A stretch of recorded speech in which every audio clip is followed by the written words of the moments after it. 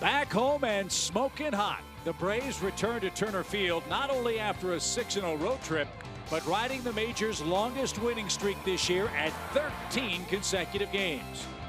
They open up a 9-game homestand against the Marlins, the Phillies, and the Washington Nationals starting tonight. It's great to be back in Atlanta, and let's stay hot as the Braves go for their 14th straight win next.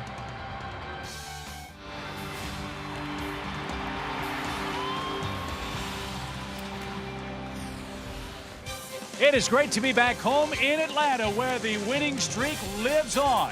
We are at Turner Field. A big crowd is filing in as the Atlanta Braves try to run their win streak to 14 games as they face the Miami Marlins in the first game of a weekend series.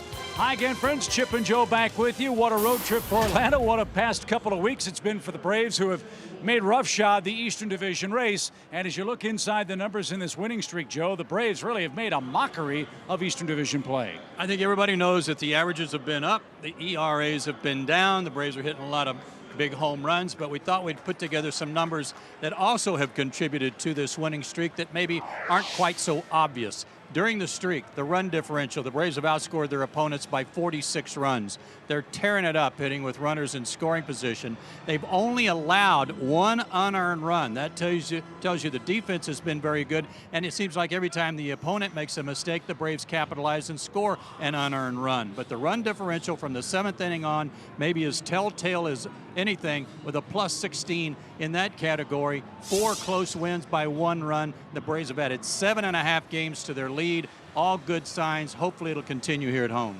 Quite simply, we love it. Hope you are at home as well, as the Braves and Marlins meet in Game 1. Brandon Beachy will take the ball for the Braves.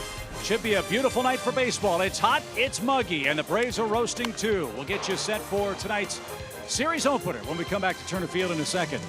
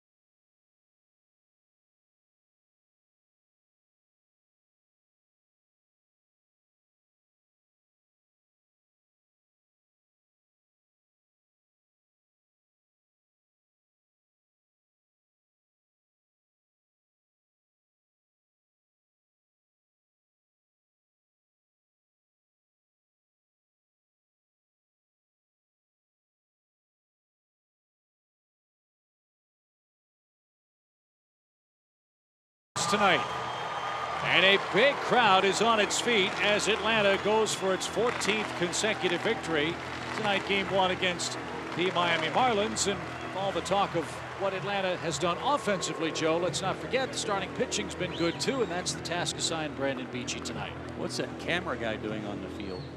Get off the field! Got a pitcher trying to warm up here. Brandon Beachy looking for his first win of the year. 5 career starts against the Marlins. He's 2-0 with a 2.94 ERA. Great work against the Fish, a 2.15 career average against him. And maybe one of his best major league starts came against them last May. His first ever complete game effort, and it was a 9-inning, 5-hit shutout, did not walk a batter, and struck out 6. So he'd certainly want to duplicate that. Nobody's expecting him to go 9 tonight, but he'd like to have maybe a little longer outing than he's had in his first couple of outings. He's pitched a total of 10 innings in his first 2 starts of the year. His 4 keys to pitching success tonight: maybe a little bit better feel for his pitches, and feel the ball coming out of his hand a little better than he did in his first 2 starts, and less effort. I think especially in his first start, Chip, it was obvious that he was really maxing out, trying to throw the ball as hard as he could. It wasn't coming out like he wanted it to, and kept trying to throw it harder. So better feel, less effort tonight, and I think he'll have good results. There's no such thing as an easy game pitched in the major leagues. However, when you look at the Marlins' offensive numbers, Joe, this is not a good offensive team. They're dead last in just about every offensive category, but they do have a new look about them. As 2 rookies, Christian Yelich and Jake Marisnick, are in the outfield for Mike Redmond. Giancarlo Stanton, as you know, is their superstar right fielder, with Logan Morrison cleaning up. Then Lucas Solano Echeverria, the shortstop, Jeff Mathis, the catcher, and Jacob Turner, the pitcher. So this is a new look Miami ball club that frankly has played real good baseball over the last 2 months, despite a 43-70 record this year. Well, when it was obvious their record was going to be what it was, they decided in late July to call up Christian Yelich and Jake Marisnick just to see what they could do. They were putting up good numbers in Double-A, and so far, especially for Yelich, he's swinging the bat real well. Indeed he is. An 8-game hitting streak with 14 hits in those 8 games played. Beachy's first pitch of the night is a called strike. Mike Estabrook has the plate for game 1. Warm night, 88 degrees at Turner Field tonight.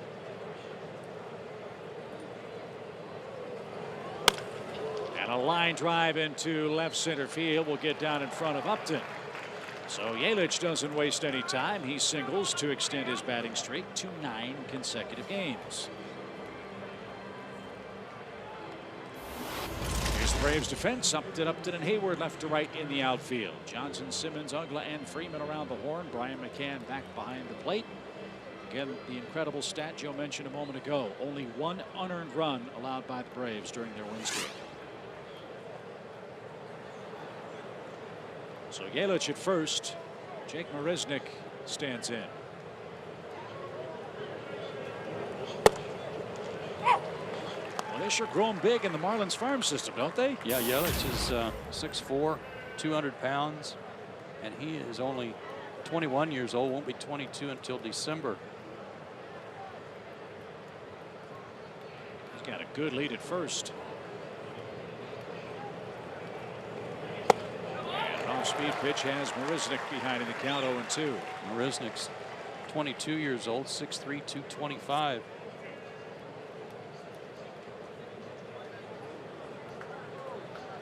He's out of Tampa, Florida.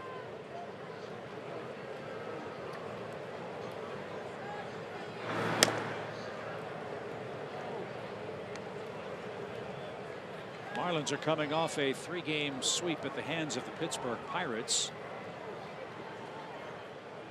The Marlins scored first in all 3 of those games before the Pirates came roaring back. They won 2 of those games in walk-off fashion up at PNC Park.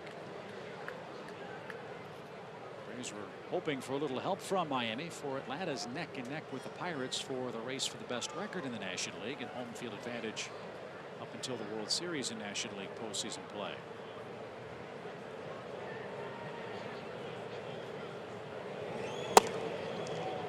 Just missed. 2 balls, 2 strikes. Talking to Brandon Beachy in Washington, he said his arm felt best when he's pitching, when he's throwing.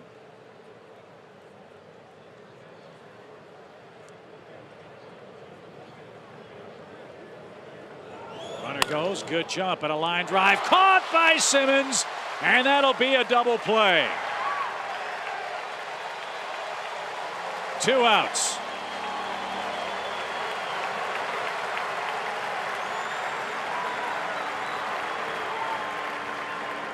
Braves have played so well at home. No reason to think that things aren't going to continue with respect to this streak and the defense the Braves have played. You just said, Chip, that they've only allowed 1 unearned run during the streak. And Yelich had second base swiped easily. Nice play by Anderson to turn it into a double play. So Beachy back to the windup for Giancarlo Stanton, the Miami right fielder. And he jumps on the first pitch and skies it to left. Upton comes in, has plenty of room, and that will retire the side. 8 pitches by Brandon Beachy in the opening inning. He's off to a good start. The Braves bats go to work against Jacob Turner next.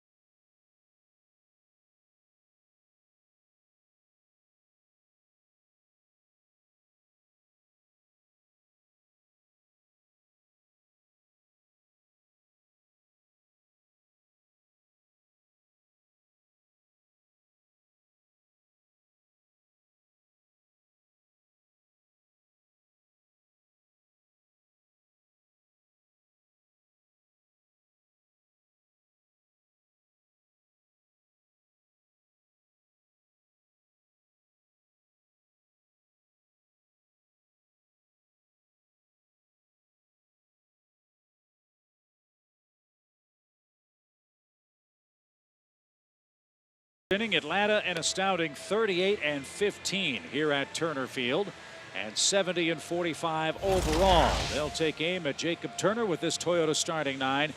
It's not going to be changed for Freddie Gonzalez, not with the production this group has put together. Hayward and Upton have been dynamic in the 1 and 2 spots. Freeman, McCann, and Johnson all swinging hot bats, with Uglin, Dan at the 6th position in the batting order. BJ 7th, Andrelton Simmons 8th, and Brandon Beachy pitches in his 9th. Jacob Turner on the mound, 22 years old, 6'5", 215 out of St. Charles, Missouri. Came from Detroit in the trade for Anibal Sanchez. He was a former first-round pick by Detroit back in '09. Good work at home. On the road, not so much on the road. He's 0-3 and 0-6 in his career on the road, which leads us to his 4 keys. Number 1, this guy's got a good curveball. He throws in the mid-90s, but he's got a real good curve. But we usually talk about guys being good on the road, being road warriors. Not so much here. Jason Hayward greets him first and bounces one foul toward the Braves dugout. Strike 1. How about the work Jason Hayward has turned in the leadoff spot for the Braves? 14 hits in 11 games batting first, and Joe, he scored 16 runs in that stretch. That's the mark. Your leadoff man, you always are hoping for a high on base percentage, because if he's getting on base, there's a good chance somebody might knock him in. And the ultimate number for a leadoff man is runs scored, and he's doing that. And because the bottom of the order has been so good, he's getting his share of RBIs as well. As the first breaking ball missed inside to Jason, 1 ball, 2 strikes. Turner pitched a good game against Atlanta down in Miami. Last trip down there, he won 3-1. 7 innings, 4 hits, just 2 runs allowed. And a good fastball takes care of Jason Hayward, well located. 1 up, 1 down in the home half of the first inning.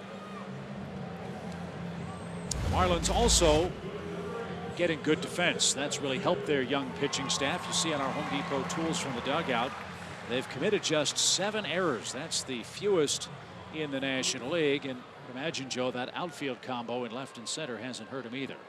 Yeah, it's a shame that they lost their center fielder Osuna. Looks like they lost him for the rest of the year with a thumb injury. But Giancarlo Stanton, 8 errors in right field. That's a lot.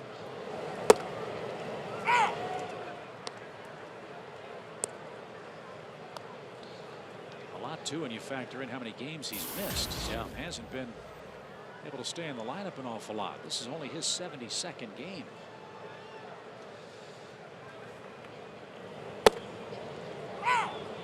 Nothing in 2. Justin's really hot. He's hit in 12 straight games. He's raised his average up over 270 again. Staying back, waiting, seeing the ball, letting it travel a little longer. And he's hit well against the fish this year, over 350.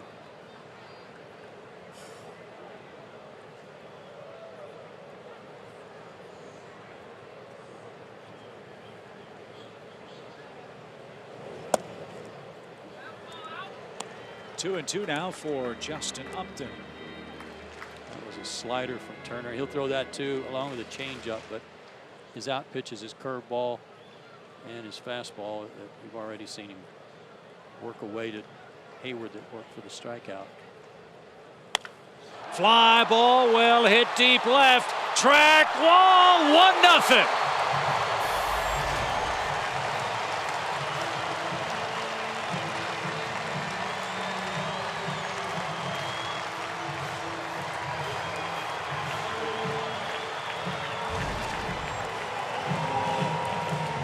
That man is making up for some lost time in the middle of the year. Keep talking about a great April and now a great August, months that begin in A. And you said, what about October? October. Holy smokes, 6 home runs since the 1st of August for Justin Upton, and only the 4th allowed by Turner all year. And now a base hit by Freddie Freeman. And folks, here we go again. Back-to-back hits with 1 out. The Braves first the long ball. Like a slider. No, maybe not. Might have been fastball. Fastball up and in that he turned on. Yeah. But again, staying back and waiting. He has been outstanding. 13 straight now.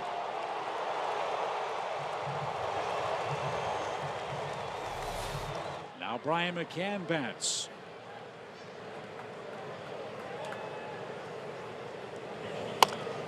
And hits one up the middle.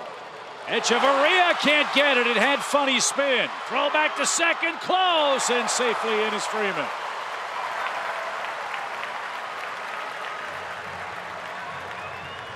A cue shot turns into gold for Brian McCann. They weren't going to get a double play because there was nobody at second base. But you've just been talking about their solid defense lately. This one just must have had such great spin on it that it fooled Echeverria. And then Freddie thought maybe he could make it to third, lucky to get back to second.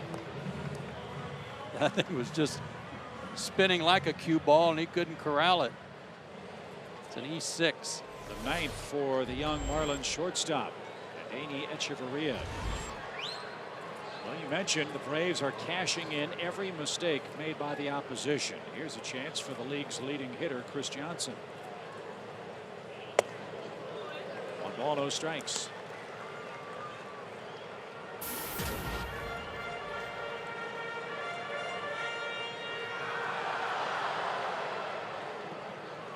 We've talked all year about the Braves' record when they score first and they hit a homer. Well, Justin Upton took care of that in 1 play. And now Johnson strokes one deep left center field. That ball's got a chance. That ball's out of here.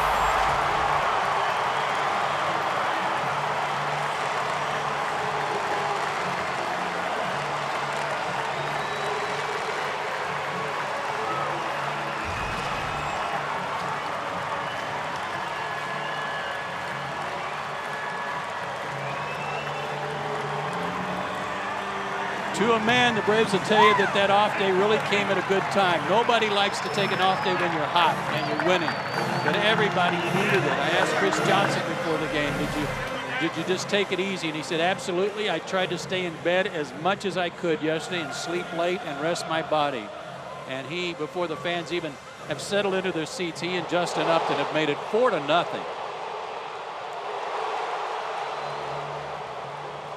And 2 home runs against a man that has kept the ball in the ballpark all year. Yeah, he had coming in, with respect to his, since he came into the big leagues, his 12 starts, second fewest home runs allowed by a starter in the majors, behind his teammate Jose Fernandez, who's only allowed 2. And that pitch up and in hit Dan Uggla. And Uggla takes a look at Jacob Turner. And the home plate umpire, Mike Estabrook, escorts Dan down the first base line.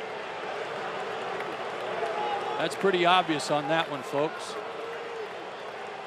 And there is a warning. And unfortunately, that applies to Brandon Beachy, too. Tell you, Dan gets hit a lot, and he typically takes his stroll down to first base without any conversation at all. But this is second or third time lately that they've come up and in on him, and that's a problem.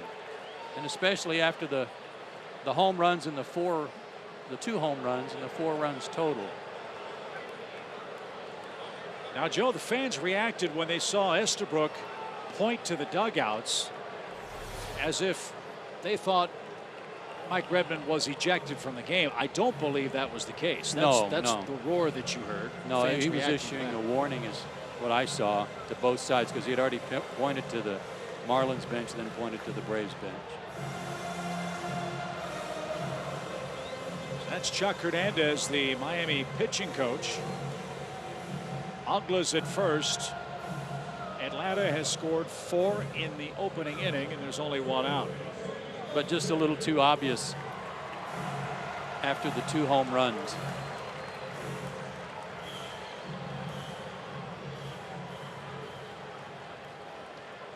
Guys, I had a long talk with Dan Uggla today about his improved eyesight. Remember, before he got his astigmatism fixed or attended to, he was having a hard time identifying pitches, especially curveballs up and in that he was bailing out of the way of. So to come up and in on Dan Uggla, he's even more intrusive than some other guys because of the issues he continues to have with his eyesight. It's getting better. It's a lot better, but he's had a hard time identifying those pitches.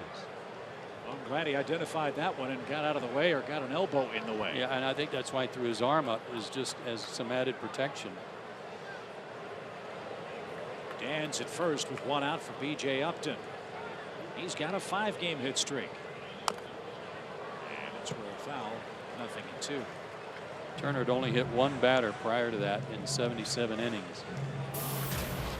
Is it the plunking, Joe, or the positioning of the pitch? It's to be the position of the pitch.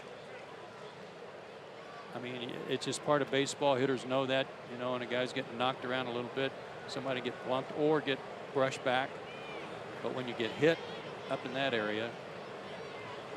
Uggla's going, the pitch low. Mathis's throw is way high. And that's one way a man hit by a pitch gains a measure of revenge. Uggla has his 2nd stolen base. And now he's in scoring position with 1 out. Jeff Mathis has a great percentage of throwing out base stealers, 42%. But he threw this one from his knees without getting to his feet, and pretty much almost airmailed that into center field.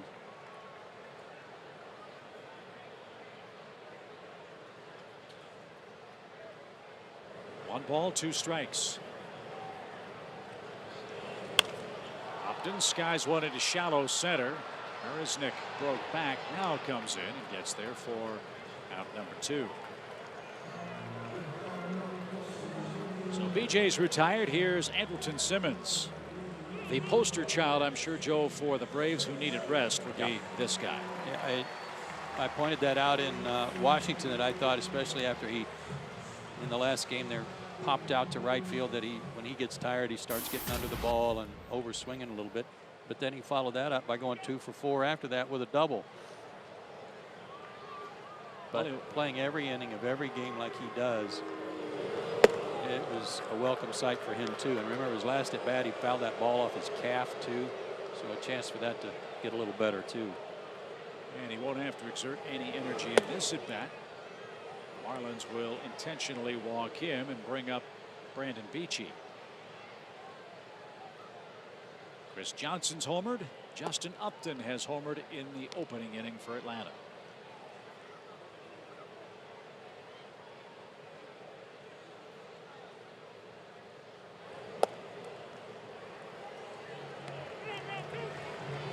First and second for Brandon Beachy.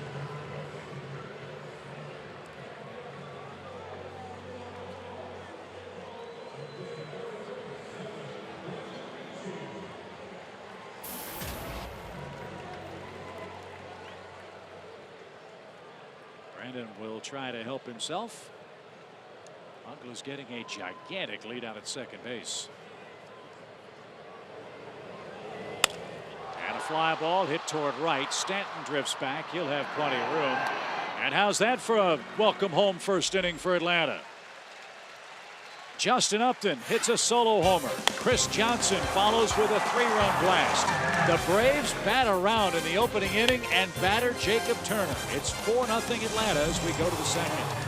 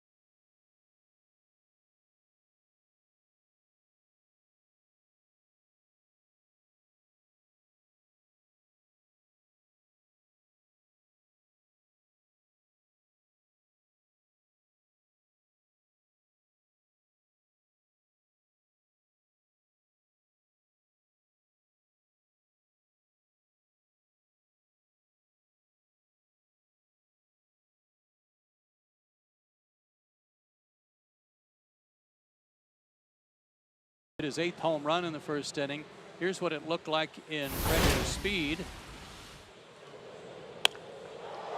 And we want to show you our new Phantom Cam, 2,500 frames per second.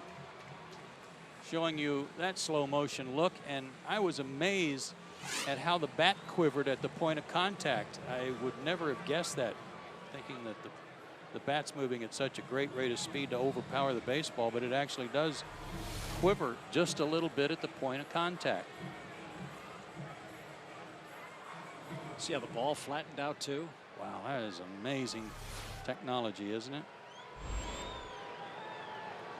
So 4-0 as the top of the order back up for Atlanta, and it's the birthday boy, Jason Hayward.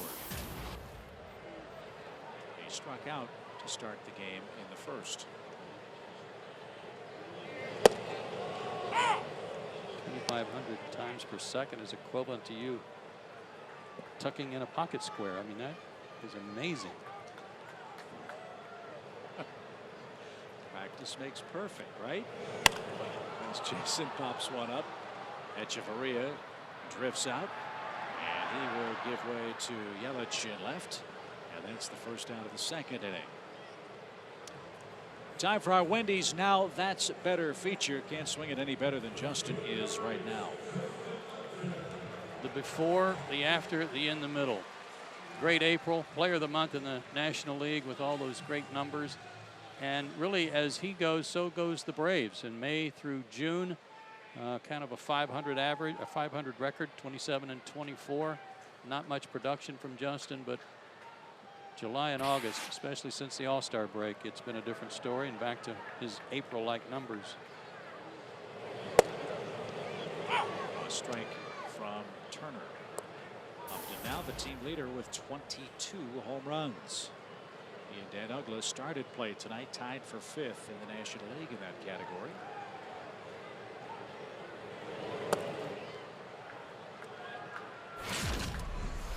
He turned on a pitch up and in. Boy, that was short and quick.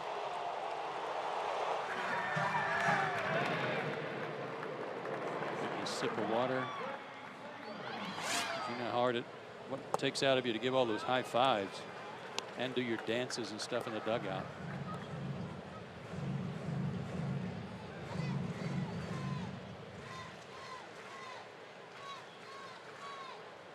Happy for Chris Medlin too. He's pitching like the Chris Medlin of old, at least the last couple of times out there. He's now won 3 straight.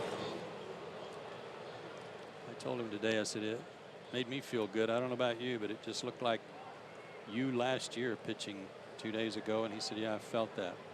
I said, it just felt different, felt like it felt last year. Release point, everything was good.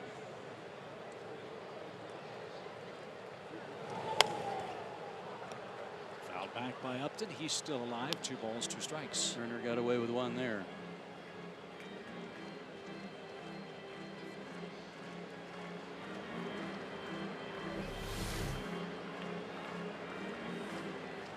Bell tie down the middle.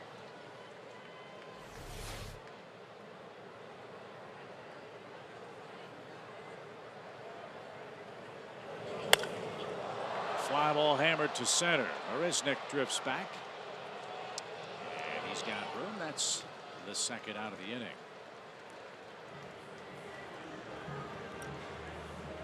Mentioned Freddie Freeman's great numbers against the Marlins. He entered play hitting .394 this year with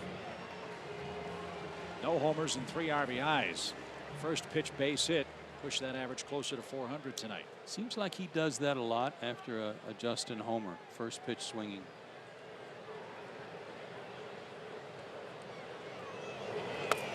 And the reason I say that is because it seems like lately Justin's been hitting so many home runs, we don't even get a chance to really talk about it a whole lot because Freddie's making his turn to second for a double or getting on for a base hit.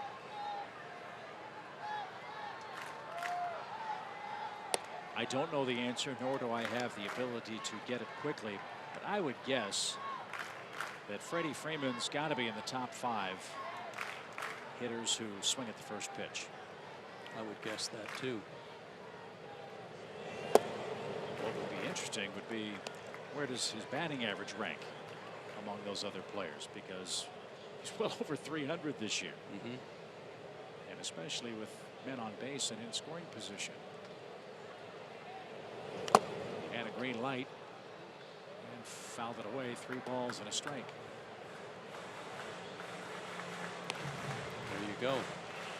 470 batting average on the first pitch. That's pretty good, isn't it? Yeah, why take one?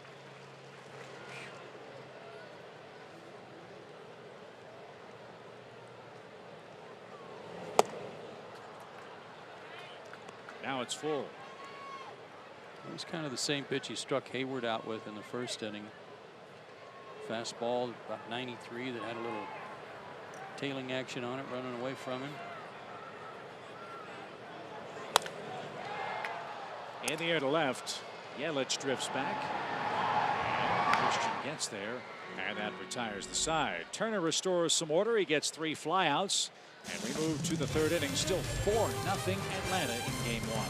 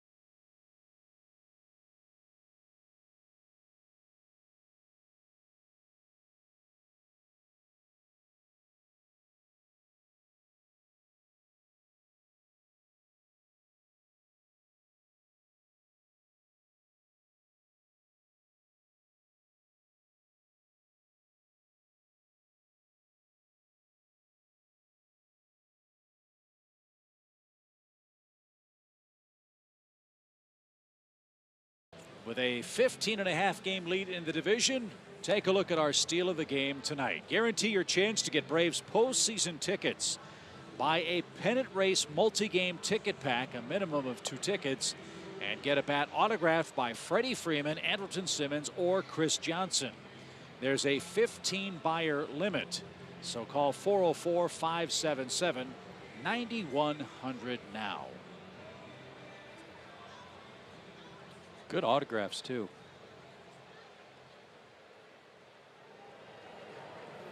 I don't blame Andrelton for just going A. Simmons. You'd be there a while if you had a bunch to sign.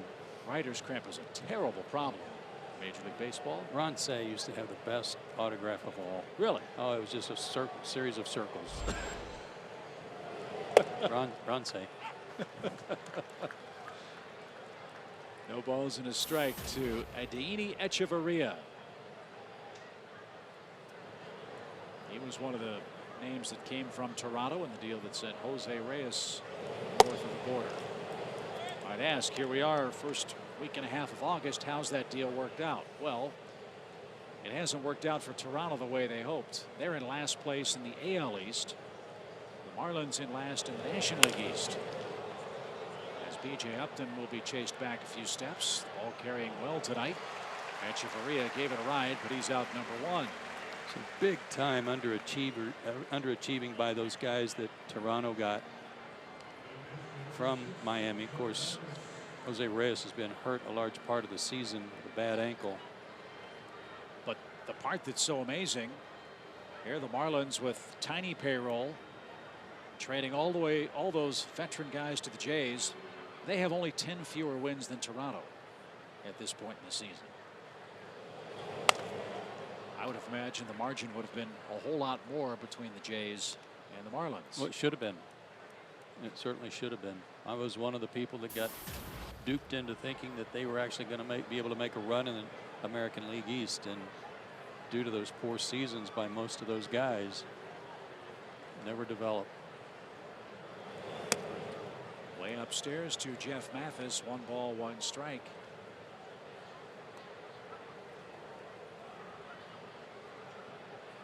Mathis started the season hurt. He broke his collarbone late in spring training.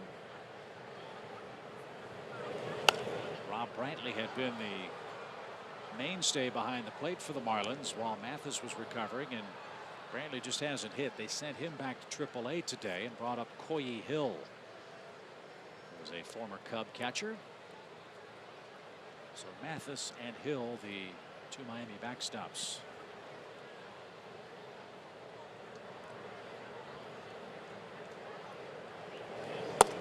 Shows you how that saying, that adage that was said to me 100 years ago, it's hard to get to the big leagues, it's even harder to stay, and that's so true.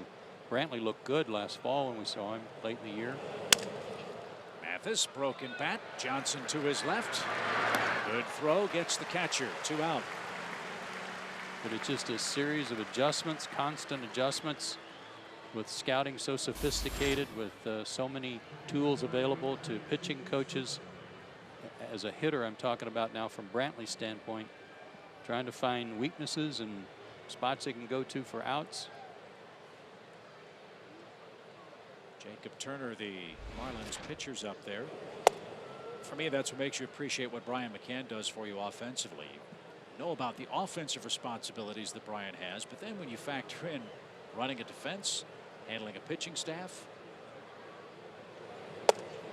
going through the opposing team scouting reports day after day after day, pretty remarkable. The responsibilities for a major league catcher, especially in the National League. Turner looks a little low. 2 balls and a strike.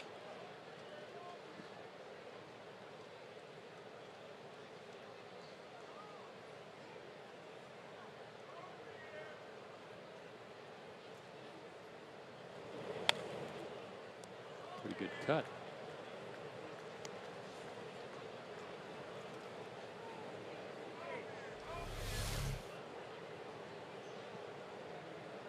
Got a high fastball. In fact, he got 3 straight fastballs and pulled the trigger on that one.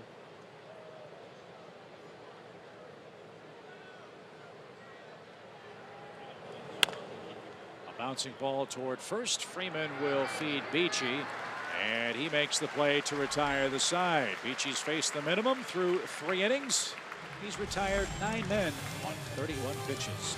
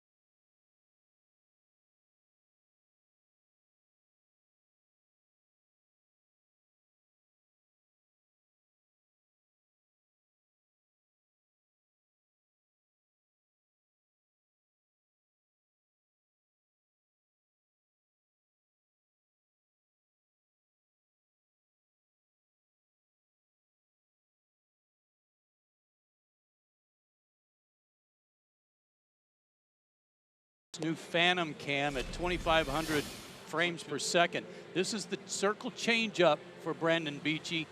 Watch the muscles, watch the pronation of the arm as it turns out. That occurs on every pitch. Here's a two-seamer. Might have actually been a four-seamer the way it comes out of his hand. That was a four-seam fastball. Now watch this curveball. He's got the grip, he's got his finger up, and watch how he comes over the top of this pitch and down. Try to impart that downward spin. That is awesome stuff right there. Don Sutton, you got something you want to add to that? Awesome stuff right there. Those are great pictures, and I think you see right there one of the reasons why a lot of times we teach pitching wrong, because we try to teach them to hang on to the ball and turn it. Everybody who throws like that, you saw his arm go toward the third base side. So if you teach them to hang on to the slider and pull it toward first, you're going to blow something. Great pictures. I wish I'd had that when I was learning to pitch. Yeah, you might have won some games. Brian McCann goes to work for the Braves. Lead 4-0 in the third inning.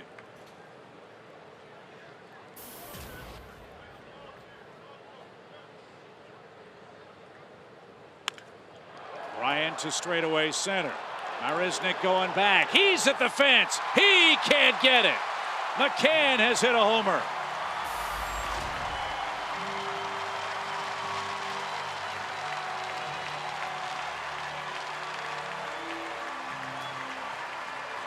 You're right, Chip. Ball is jumping tonight.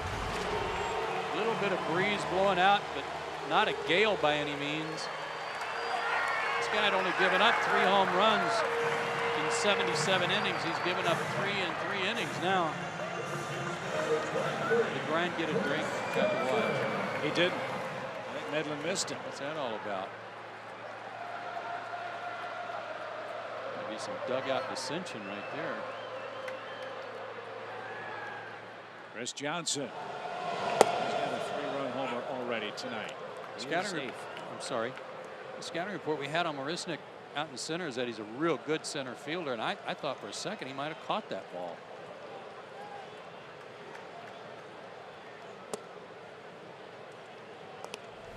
See how close he came. He was a little late getting there, and I don't know that he could have reached it.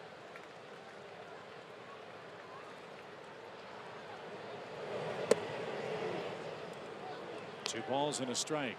He wasn't throwing that many curveballs tonight, and that was his out pitch.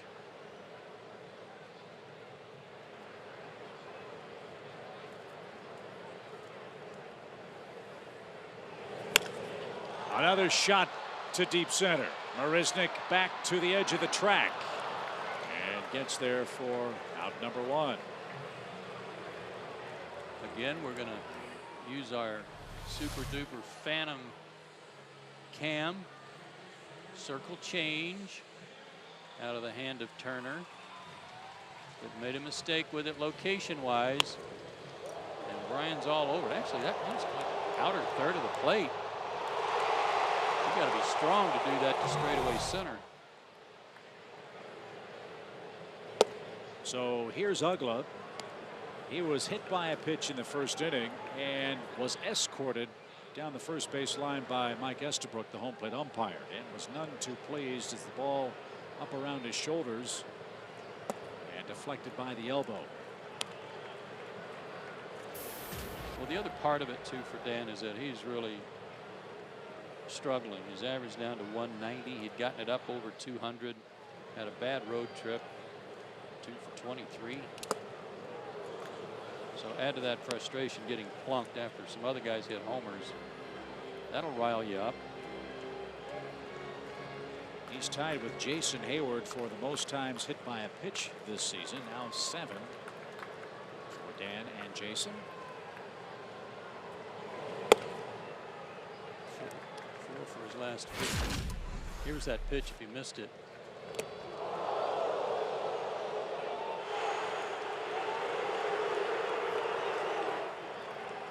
Look at Mike Estabrook, said, I'm going. He was going to make sure he got a couple of shots fired across the bow of Mike Estabrook toward the pitcher. I think it's safe to say, too, Joe, the last two series with Bryce Harper up in Washington and here in Atlanta, both home plate umpires have done an outstanding job of keeping things under control. Joe West was the home plate umpire in Washington. And Ugla takes ball 4. He's aboard for the second time tonight. Though Dan has struggled with his batting average and has struggled to get his share of hits, he has been walking an awful lot. Braves are second in the league in bases on balls to Cincinnati, and that's the 60th for Dan this year. Another way that this offense has created opportunities for itself. One here for B.J. Upton, who popped out in his first at bat.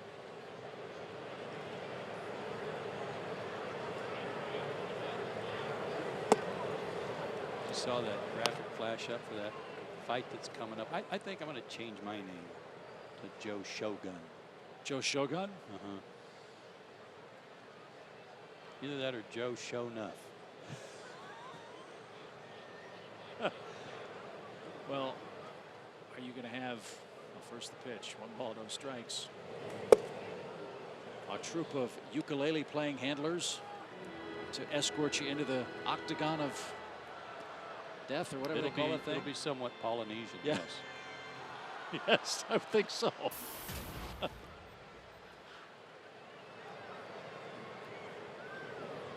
ball, 1 strike. Yeah, in case you missed it on the road trip, and shame on you if you did, Joe was talking about his musical prowess, and as a youngster played the ukulele and had one favorite song that was very, very good at playing. First the pitch, which is swung on and missed. Inagata Davida on the ukulele. I can't wait to hear it before the season's out. It's different. Different what you're used to.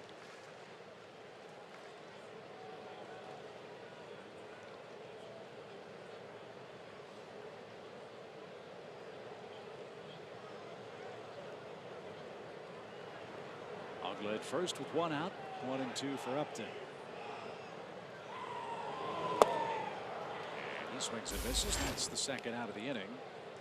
And the 2nd strikeout for Turner. We were talking about that last game in Washington where BJ had the 4 hits and how he had calmed a lot of action down. His head was still, his balance was good. Watch how fast he got that foot down, that front foot there on that. Now, I know he struck out, and Turner made a good pitch with a breaking ball, but he got that front foot down so fast to get ready to let his hands fire away. But that's a good sign for BJ despite the strikeout. Andrelton Simmons bats with 2 outs. I know we talk about the term a hitter's late. So for the casual fan, Joe, rule of thumb, what is on time for a hitter? How does he get that foot prepared to attack a pitcher's pitch? Well, for BJ, I think you almost have to consciously think about get your foot down. Because if that's down and you're hitting against that firm front side, then your hands have a chance to work. If you're taking a long stride, or if you're late getting your foot out there and getting it planted, then your hands are late trying to get to the baseball. You can't catch up. It was a good breaking ball from Turner. He's got Simmons behind 0-2. That's why so many guys these days hit with a wide stance and virtually no stride. They might just kind of pivot on the ball of their front foot a little bit.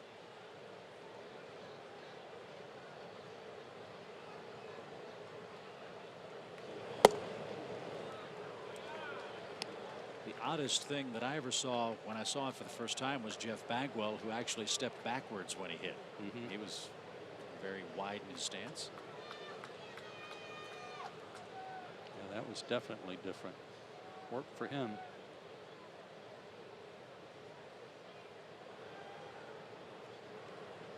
Ugla runs. Simmons drives 1 toward left, but that's going to be playable for Yelich. And he's got it to retire the side. With Shogun Joe, Chip Carey from Turner Field. 5-0. Atlanta the lead as we head to the 4th inning.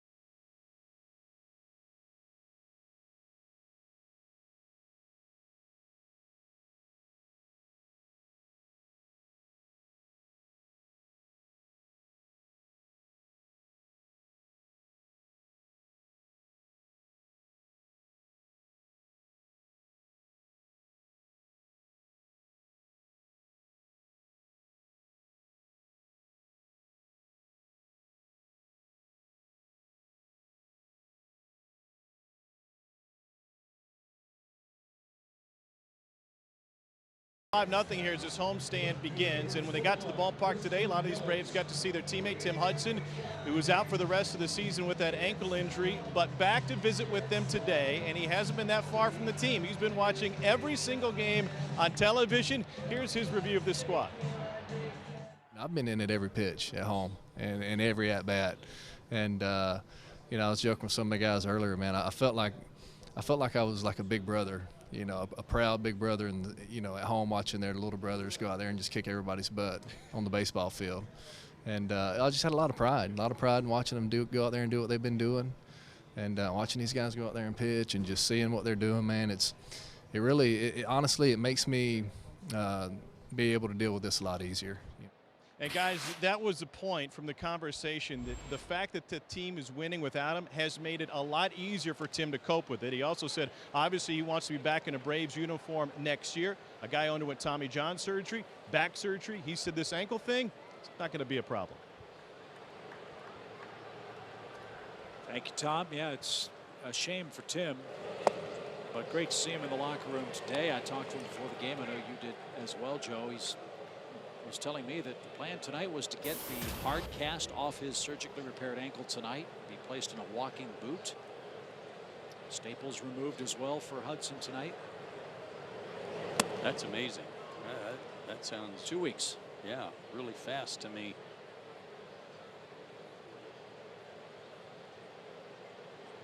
Quick healer. Christian Yelich, a 1-2 count. And he'll have a seat. Beachy paints the outside corner.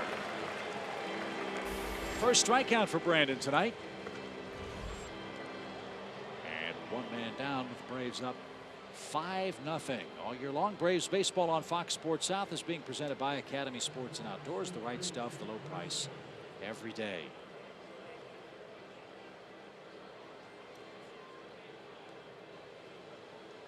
Here's Jake Marisnick with Yelich aboard in the first inning. The runner took off for second. Marisnick then hit a line drive to short. Simmons speared it, caught it on the fly, and threw to first for a double play. Giancarlo Stanton then flied out, and the Marlins haven't threatened since.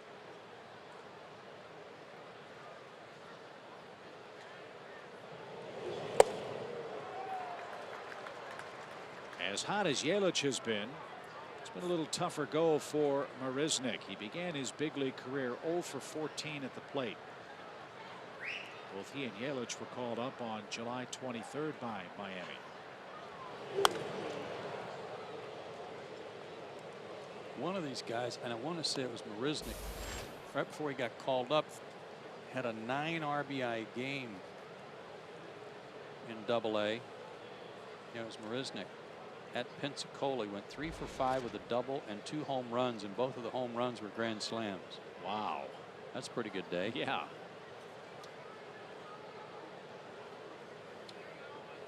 One ball, 2 strikes. And Beachy gets him looking. That's the second out of the 4th inning. I think that's his best fastball of the night, too, 93. Let's look at his first 2 lines from his first 2 starts. At the bottom against Colorado, 3 2/3, 8 hits, 7 runs.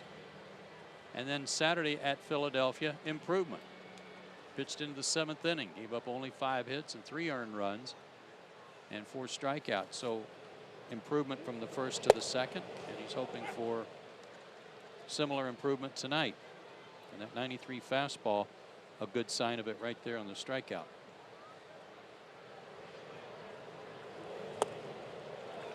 Swing and a miss for Stanton. Good change up there.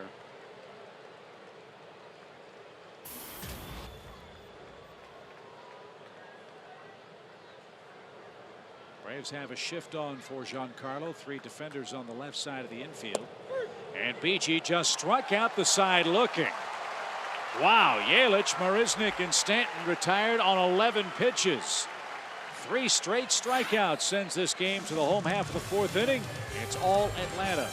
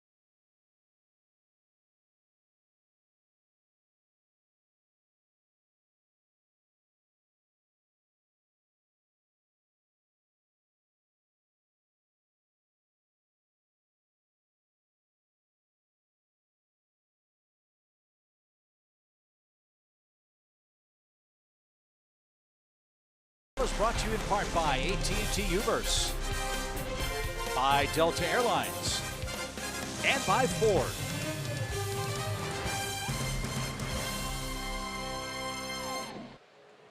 Another day, another lead for Atlanta. It's 5-0 for Brandon Beachy, who starts things off in the fourth. What a crowd tonight. As always, we are used to big gatherings for Friday night fireworks. But with Marlins in town, usually not a great draw for Atlanta.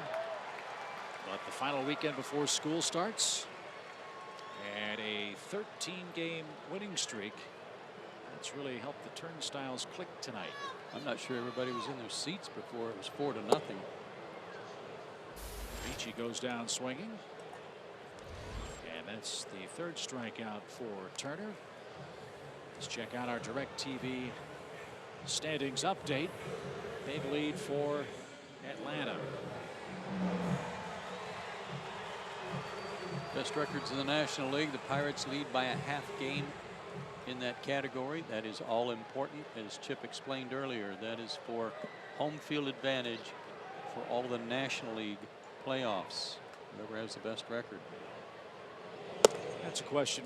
I know you've done your share of radio shows around the country talking about the Braves during the streak. With a lead of this size, the questioners are saying, asking, oh, with a lead that big, it's got to be easy. You just put your season on cruise control. Is that a concern at all for Freddie Gonzalez in this ball club? I don't think so. I really don't. And the reason is because, you know, this streak is going to end at some point, you figure. Base hit for Hayward. Happy birthday to him. He's 1 for 3 and is aboard with 1 out. But even when it does come to an end, there is that to play for, and that's that home field advantage, and that is so important typically.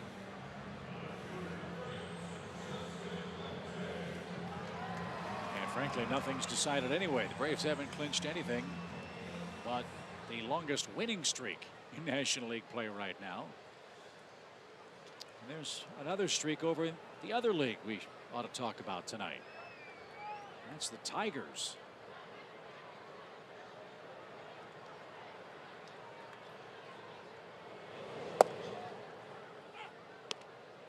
Detroit's built a big lead now over Cleveland. Kansas City's trying to chase down both of those clubs in the AL Central as well. Poor Kansas City.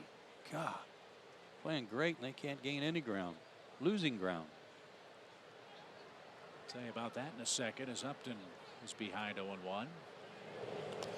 That one gets by Mathis, and Hayward takes 90 feet. He's at second base with 1 away.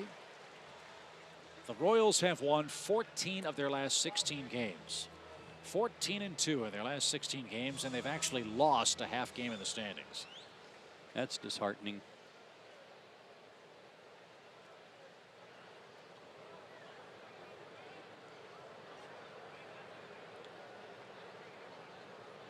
So KC 8.5 back in the Central. Cleveland 7 back.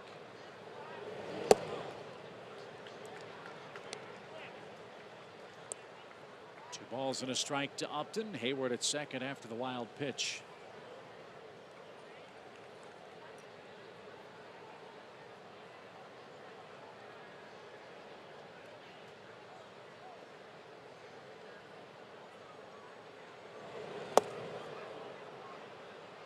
There's the hook. It's probably the best one he's thrown tonight. That one he took a little off and threw it like a slow curve.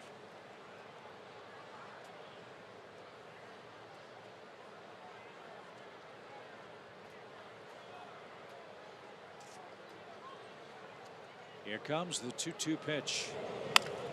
Grounded deep short, picked off by Lucas. Nice play at third base.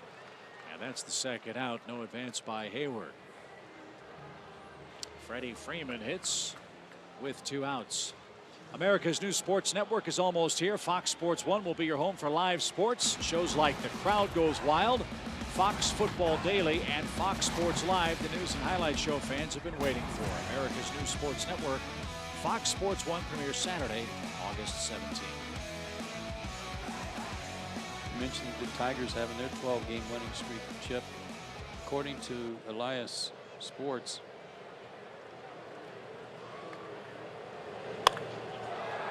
there's that first pitch swing again by Freeman, but he pulled it foul. and I know better than to start a story with 2 out in the first pitch to Freddie. The last time 2 teams had 12 or better winning streaks going, 12 games or better, at the same time, were the Baltimore Unions and the St. Louis Maroons in 1884. 1884? Uh-huh.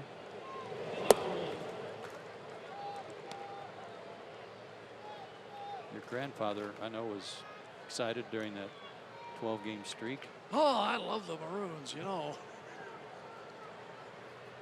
They had a guy from Venezuela on that team. Yeah. His nickname was Asabuco. Not Oso Blanco. That's a distant relative. 2 balls and a strike.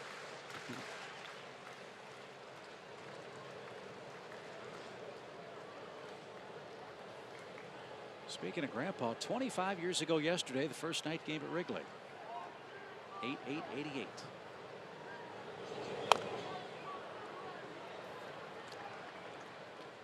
And as things typically went for the Cubs, game got rained out. Had to play again the next day against the Phillies. 2 balls, 2 strikes.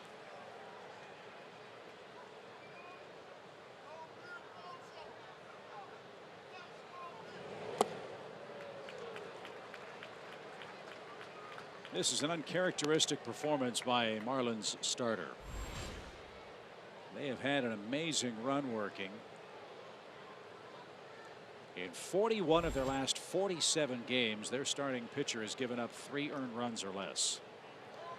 Not so tonight for Jacob Turner, who missed inside to Freeman. And runners at first and second for 2 outs. Brian McCann is up as we check in again with Tom Hart. All right, Chip, thanks. Checking in with the Academy Sports and Outdoors leaderboard. You were talking about streaks. Here's how the Braves and Tigers match up right now. Run differential belongs to Detroit in their 12-game streak. Obviously, the Braves bullpen has been better, but here's a secret.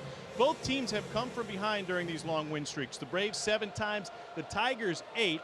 And in that span, Braves have advanced their lead by 7.5 games. The Tigers by 4, because Cleveland and Kansas City have both been hot during that span. Braves couldn't say the same about the Phillies and the Nats. It's good stuff, Tom, and a real good comparison between the 2 teams and how they're getting it done.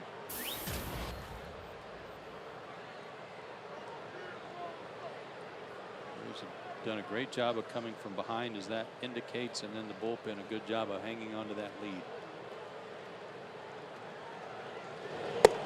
There's a strike for McCann. 1-1 your count. Who's closing now for the Tigers? Well, Valverde was with them and was in the minor leagues and was released. Yeah, he got released from AAA.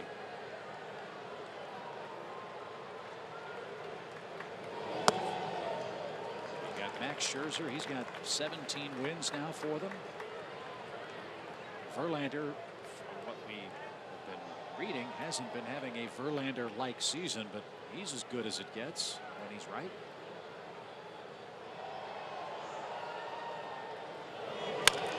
Bouncing ball right side. Morrison will flip to the pitcher covering. And Turner and the Marlins are out of the 4th inning. By the way, the Tigers have that guy named Miguel Cabrera. You might have heard of him too. 2 long streaks. The Braves hope theirs continue tonight. We're through 4 with a 5-run lead.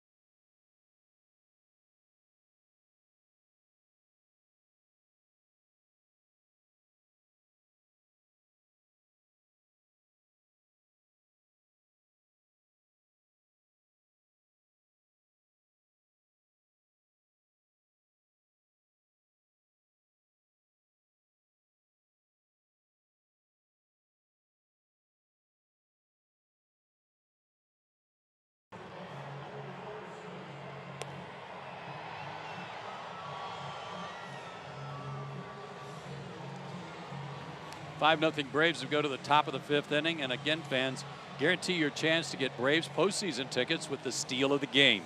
Purchase a pennant race multi-game ticket pack and a minimum of 2 tickets and get a bat autographed by Freddie Freeman, Andrelton Simmons, or Chris Johnson. There's a 15 buyer limit, so call 404-577-9100 right now. Well, last May 17th, Brandon Beachy pitched maybe the best major league game of his career. He's trying to repeat that performance against the Marlins tonight. He's allowed 1 hit through 4 innings. That was to the leadoff man, Christian Yelich. Now Logan Morrison starts things off and rolls one foul past first for an even count. He's had good control, as that 3 strikeout inning in the 4th would prove. 3 called strikes, 3rd strikes. But mostly, I think all 3 of those were fastballs.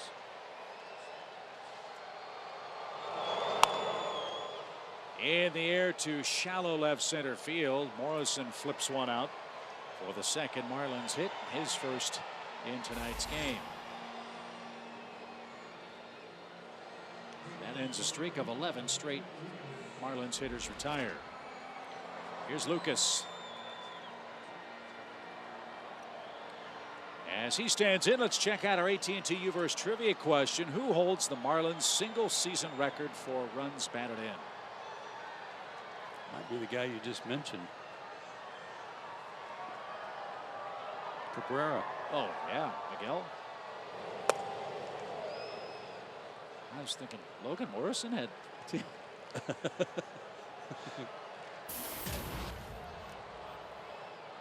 Cabrera wasn't the first name that popped into my head, though, as Lucas digs in. Didn't Preston Wilson have a gigantic year for them one season? I have, yeah. It's the one real good year he had. Yeah.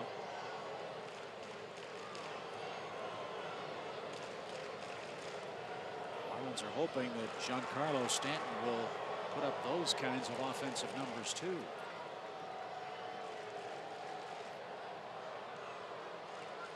Beachy back in the stretch. And Lucas jumps on one and drives it toward right center field. Good jump by BJ. That ball was ticketed for the gap, but Upton's speed allowed him to catch up for the first out of the inning. We talk a lot about how on certain nights the ball's carrying when the ball goes over the fence.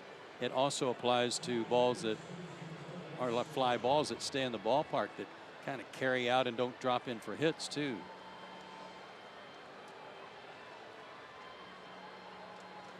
One on, one out for Donovan Solano.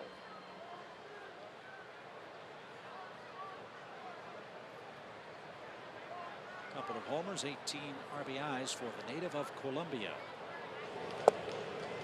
And a quick strike.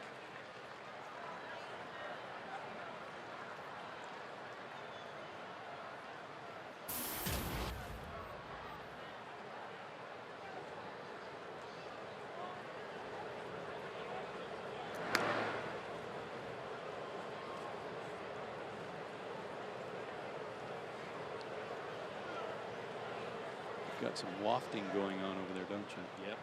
Our friends at the Waffle House have come through.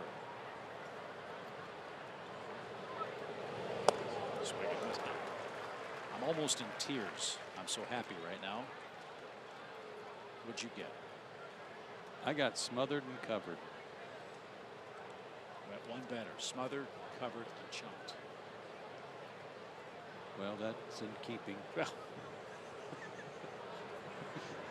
Yes, yes, it is. No balls, 2 strikes. Popped up. That'll stay in play for Freddie Freeman. He smothers that. 2 outs. I don't think I've seen this broadcast booth so happy. No, me neither. As soon as the 3rd out is made this half inning, there'll be some definite diving in, and we thank the folks at the Waffle House. The Braves are unbeaten since the Waffle House came to Turner Field, right? That's an important message. I think that we had that graphic right before the Braves went on the road with Right. Waffle House and the Rathbun Steaks and the team record since they've come into the ballpark.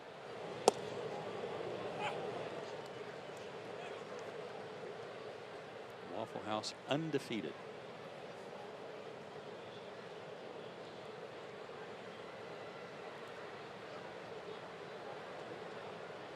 No balls and a strike for Echeverria. That's why we're seeing so little of Tom Hart at the ballpark. On our air, I think he's perpetually in line down there on the concourse level.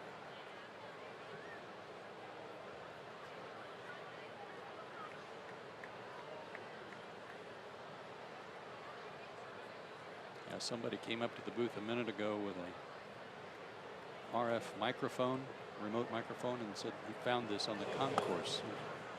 It had mustard on it. Right.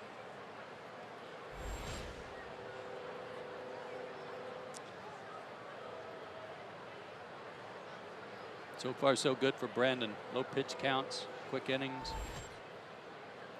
Morrison hit a changeup that he left up earlier this inning, but he made a real good pitch on the changeup earlier in the count here to Solano. When Solano was up. How about that pitch that danced in at 71 miles an hour?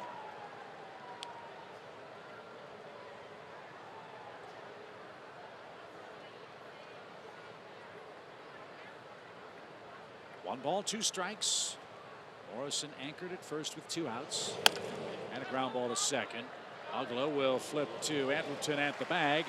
And Beachy is through the 5th inning with a 5-0 lead. There's your Delta Airlines trio coming up.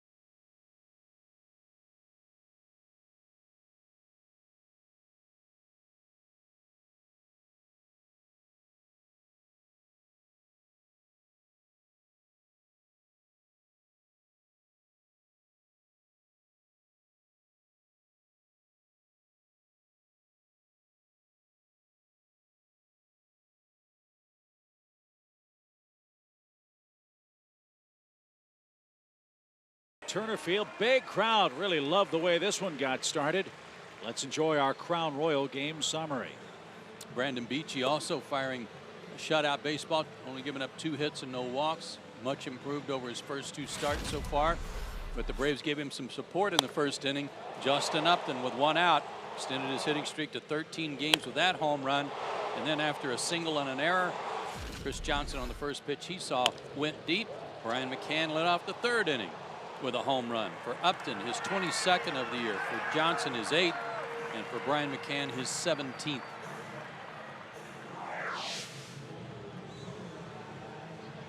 Beautiful warm night in Georgia. 5-0 Braves, 5th inning. Johnson, Ugla, and BJ coming up.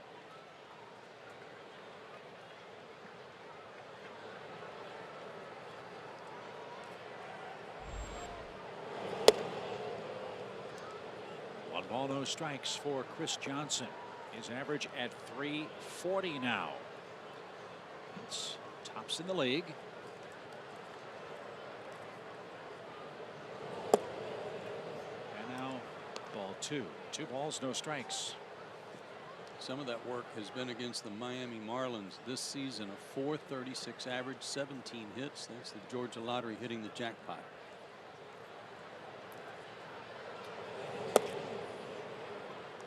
Johnson now 10 points ahead of Yadier Molina of the Cardinals.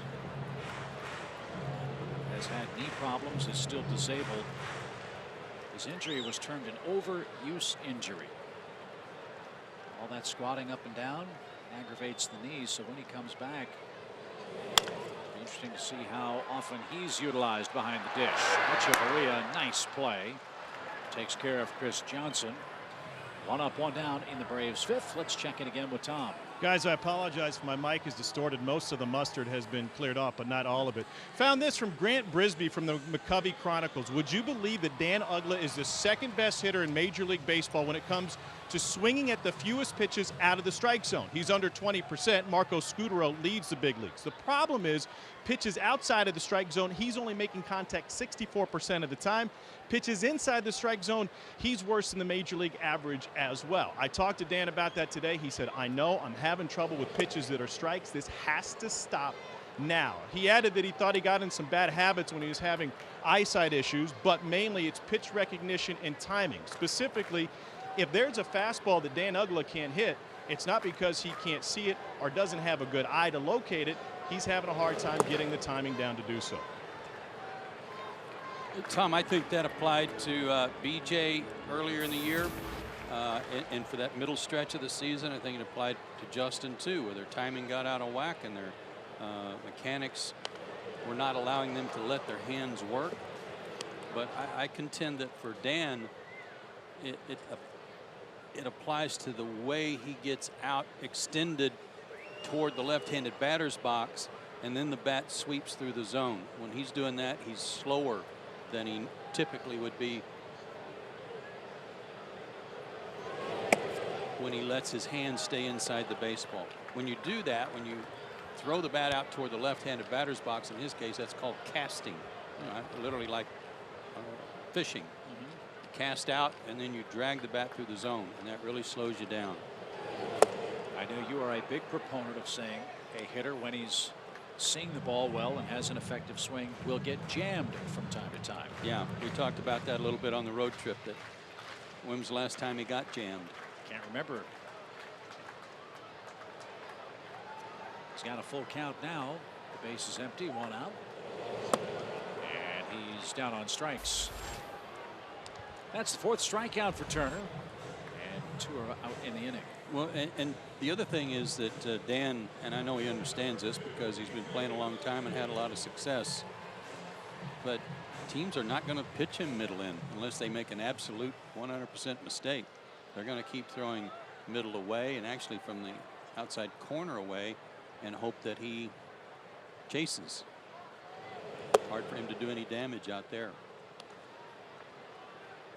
So B.J. Upton bats. He'll try to extend his hitting streak in the 5th inning. It stands at 5 games. And that's belt high over the inside corner. Just a tick or 2 past the top of the hour in Atlanta. Hope you're enjoying the ball game. Warm, muggy night in Atlanta. At this point, nothing's been able to cool off the Braves. They scored 4 first-inning runs. Homers by Upton and Johnson. Ryan McCann added a solo shot in the 3rd. Brandon Beachy has pitched 5 innings of 2-hit baseball.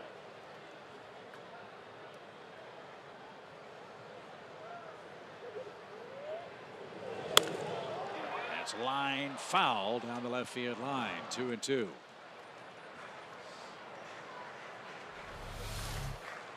Got the foot down. Hands work better. Excellent low ball hitter.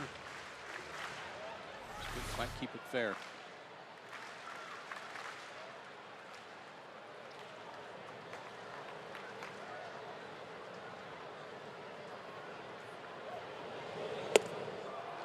And a swing and a miss. Retires Atlanta in the 5th. 3 up, 3 down for Turner. That might be his last inning. He's due second when the Marlins come up in the top of the 6th inning.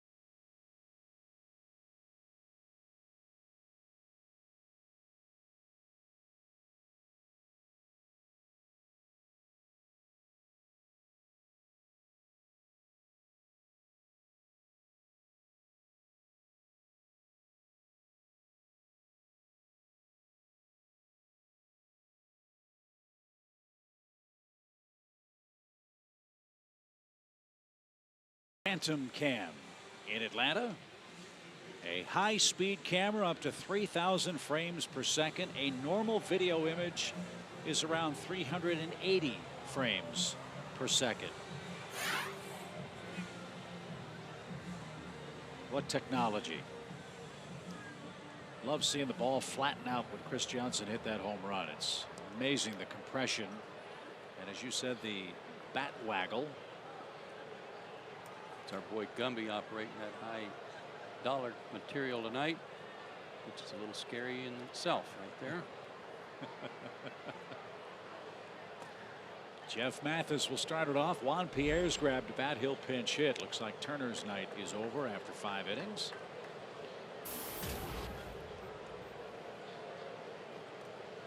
Mathis grounded out to third in his first at bat tonight.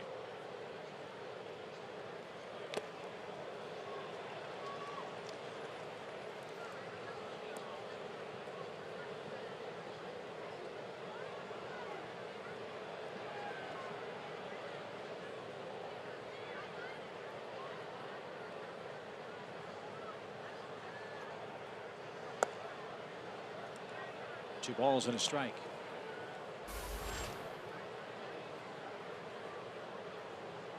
I know times are tough for the Marlins right now, but do you like the direction they're headed?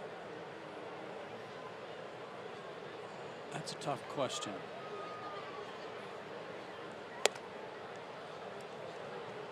They, I really was disgusted with what they did to their team at the end of last season. I hated that from their fan standpoint after all that the fans and the city had done to help them build that stadium. Thought that was disgusting.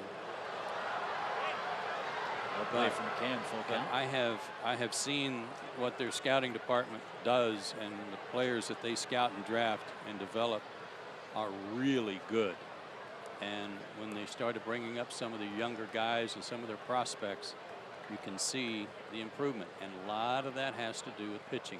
A 3.31 ERA over that stretch at 29 and 29, and that includes their 5-game losing streak. So they were 29 and 24. So the answer to your question would have to be yes, because they've got some good young arms, and they've got some position players that are very impressive. I like Echeverria. That was a good trade to get him. If you're gonna make the deal, you got a quality shortstop. To center and playable for Upton. Mathis flies out, one away. But they had a quality shortstop. They had an all-star shortstop. So it's not going to be an overnight turnaround for them, but they are certainly better at this stage right now than they were 2 months ago. Yeah, and will they keep Stanton? Will he sign with them when he becomes a free agent? Will the Marlins, if they get more and more competitive, either make deals or sign free agents to improve their club? And frankly, will free agents want to sign there after Burley and Reyes were shipped off after 1 year in Miami uniforms? Well, let's go back a couple of years. Remember when the Players Association and Major League Baseball got on the Marlins because they were getting all this tax money as a bottom dwelling team. Oh, the revenue sharing? The revenue sharing. They were getting all this money, but none of the money was going into the team, at least according to Major League Baseball. It was like, hey, this money is supposed to help you improve your team and make you more competitive. Well, they immediately signed Josh Johnson to a multi-year deal. But prior to that, they had not signed anybody to any long-term deals. But it was like they got their hand slapped, and it's like, oh, okay, we'll do something to make it right. So when Giancarlo Stanton's time comes up to sign him to a long-term deal to keep him in Miami, I have no confidence at all that they're going to do that. And I doubt that there are many fans in Miami that feel any different. Little flip off the bat of Pierre down the left field line, and that's in for a hit. He's going to try for second. The throw is going to be close and not in time. Juan Pierre does what he does so well. Puts the ball in play And finds a sweet spot down the left field line for the third Miami hit of the game. Couldn't have thrown it out there any better. I mean, just inside the paint.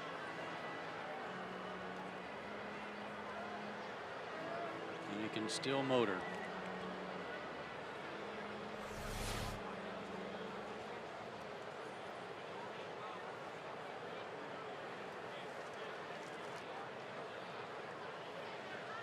So here's Yelich with an RBI chance. He is singled and struck out.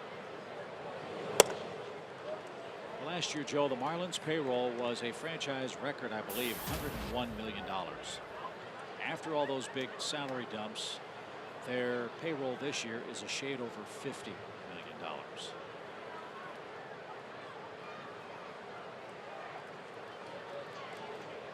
One ball, no strikes. There's a good curveball. It seems like every time he's taken a little off that curve, he's had better results with it.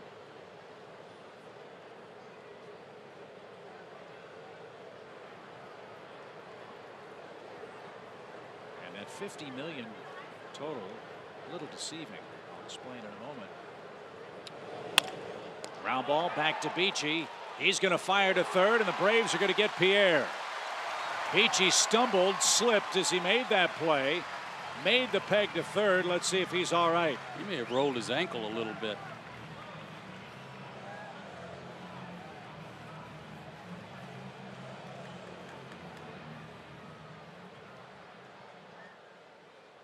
Ryan McCann was motioning to the dugout, but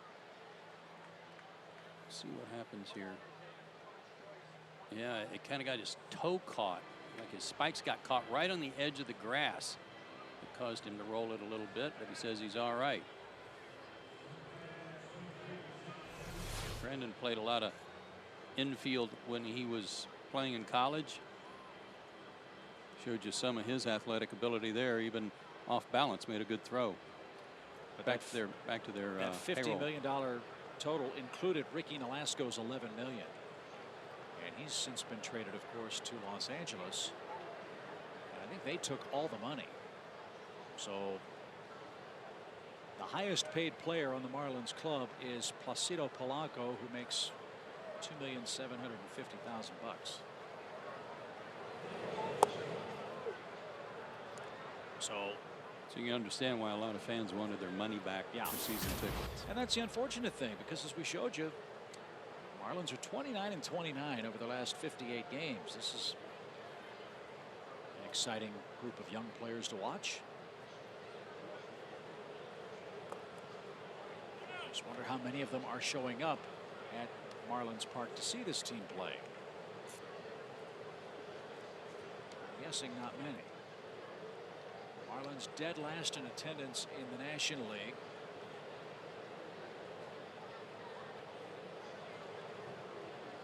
And dead last in baseball. Averaging a little over 18,000 fans a game. In a great ballpark. Very expensive new ballpark.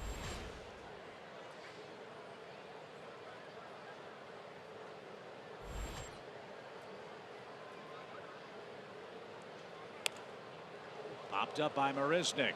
At second base, Dan Uggla's got a beat on that, and he makes the play. Brandon Beachy is pitching another beauty against Miami. He's got a 3-hit shutout tonight, and he's due up second in the 6th inning.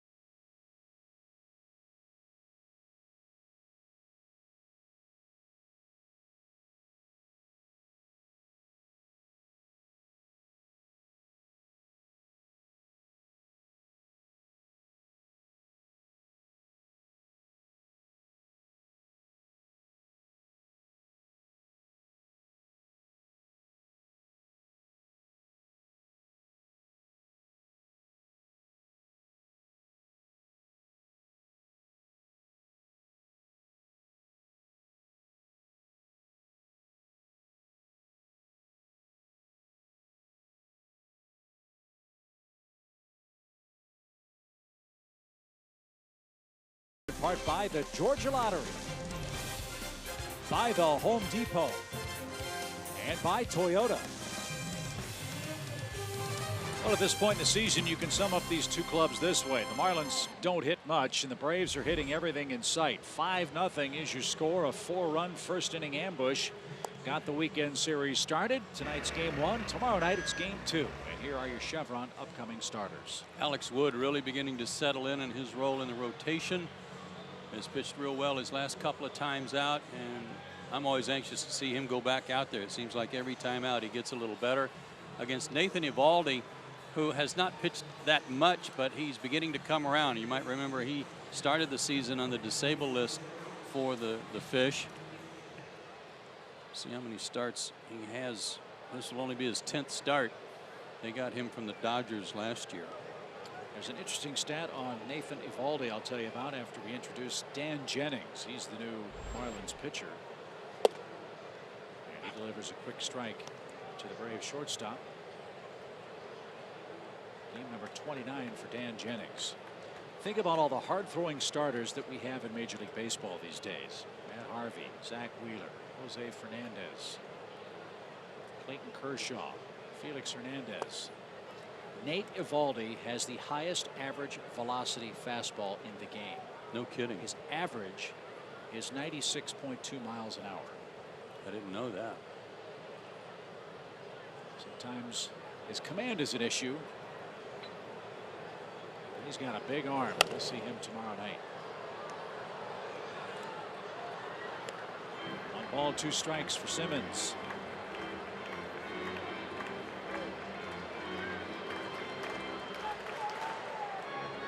Speaking of the Dodgers, Braves have got a guy going tomorrow that can go forward and backward at the same time. Top that.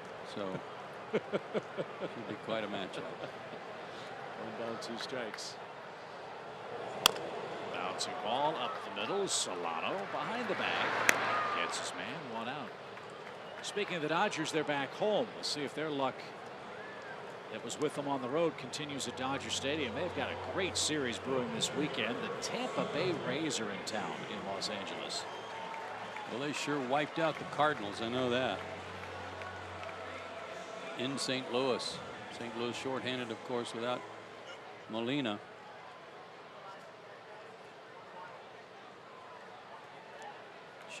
Was it Shelby Miller that got knocked out on the second pitch of the game? Mike Matheny took some heat for how he handled that situation in St. Louis. He brought in a young relief pitcher to finish up the first inning, then brought in Jake Westbrook on 3 days of rest, and Westbrook pitched and got clobbered. I don't know if that was the right thing or the wrong thing to do, but a lot of folks in St. Louis were a little concerned. For the Cardinals, going through a stretch like the Braves went through after their hot start, they too are playing 500 baseball over the last couple of months. Well, they don't have the luxury of having the rest of their division mates playing poor baseball. Right.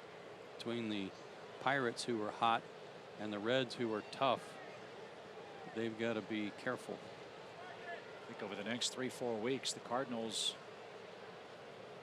are alternating home and road with both the Pirates and Cincinnati. In fact, St. Louis has 9 games left with Pittsburgh on the schedule. 9 more, and the Pirates with a 4-game lead in the Central.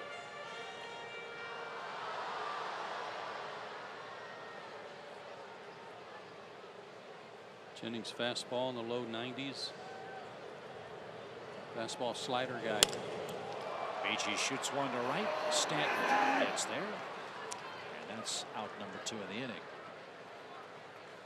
Guarantee your chance to get Braves postseason tickets with the steal of the game. Buy a pennant race multi-game ticket pack with a minimum of 2 tickets, and you'll get a bat autographed by Freddie Freeman, Andrelton Simmons, or Chris Johnson. There's a 15 buyer limit, so call 404-577-9100.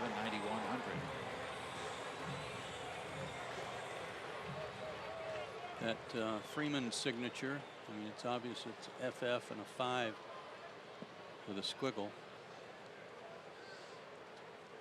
Chris Johnson, I got no clue on that one. No. Could you make out that would be a Chris if I just showed it to you?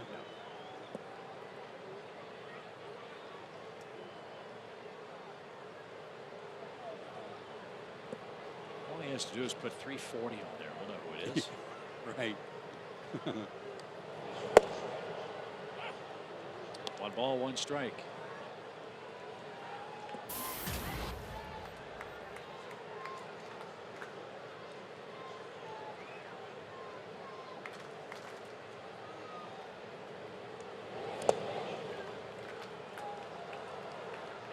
Jason Hayward is 24 years old today.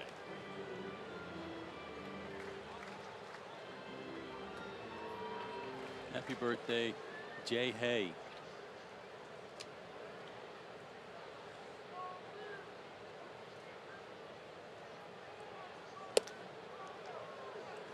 Guys, his favorite birthday present ever was a ukulele. Just kidding. It was a BMX bike when he turned 11. It had pegs in the front and the back. His grandmother gave it to him, shipped it to his home, and he put it together all by himself. I was really impressed. I said, no nuts or bolts left over? I'd still ride it without those. 3-1 count, swing and a miss. 3-2. That's great. I mean, how many of us are that? I think that's kind of consistent with all of us guys, isn't it? Not that age is that you got a bicycle, a brand new bike. I mean, a lot of people would vote for that their best present.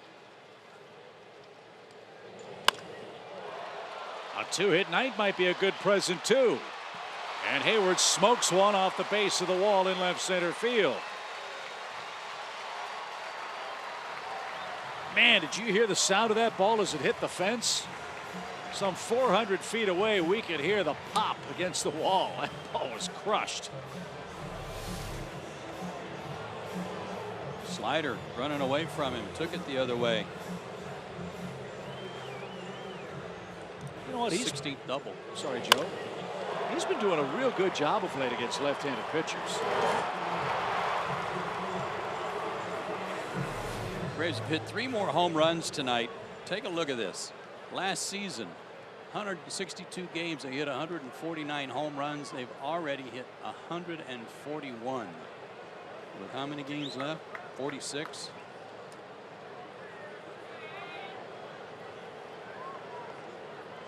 Unbelievable work.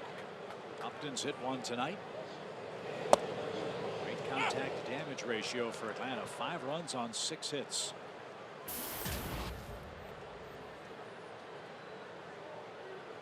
A 13-game hitting streak now for Justin. What did you say earlier? As he goes, so go the Braves. Since their hot streaks are certainly attached to him. Right.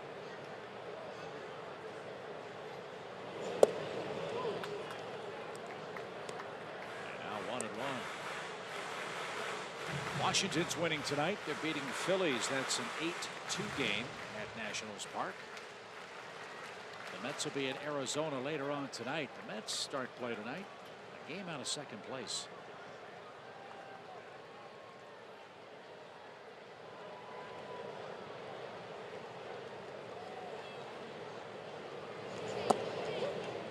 They've got to try to win without David Wright, who's out for a while with a bad hamstring.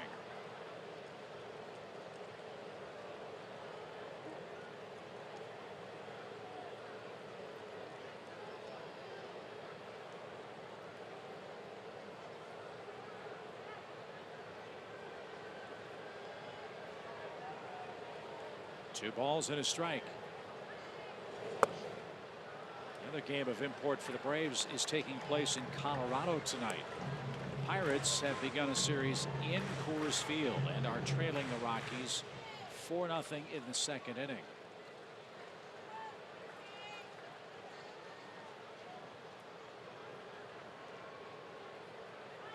Braves are big Colorado fans this weekend. 3 balls and a strike. Bouncing ball to the right side. Morrison fields and throws to Jennings. And he makes the play at first to retire the side. 5-0 Atlanta the lead. Tonight USAA would like to pay special recognition to all of our service members at home and abroad.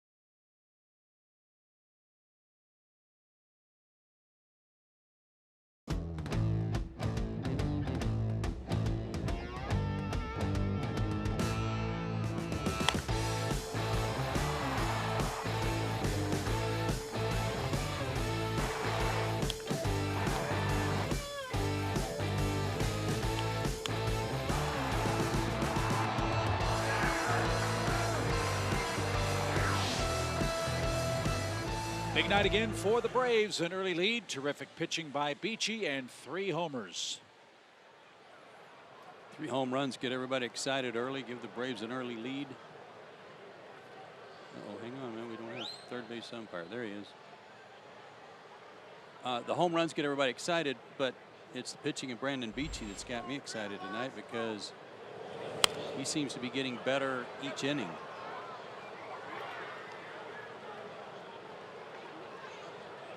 He scattered hits in the 1st, the 5th, and the 6th. And now Giancarlo Stanton leads off the 7th inning for Miami. And he's behind 0-2. 98 pitches in his last start against Philadelphia. That's the most he had thrown in any start, including all of his rehab assignments. He has had a very good changeup, and when he throws that slow curveball, he's had that working too. Here's a look at some of his work tonight. Had some quick innings, had some early outs, and that 4th inning when he struck out the side, you're seeing some well-located fastballs. Defense there too after he stumbled. Second time he's fanned Stanton tonight. Braves have pitched him tough all year long. So Stanton's frustrating offensive year has continued tonight. He's 0 for 3. Logan Morrison is 1 for 2. He had a leadoff hit in the 5th.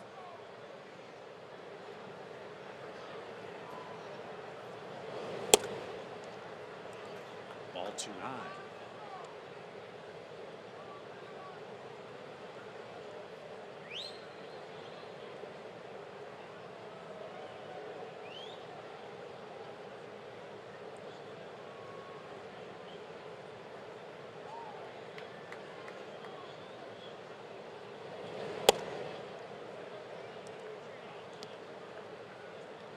Straight out of the zone for the Miami first baseman.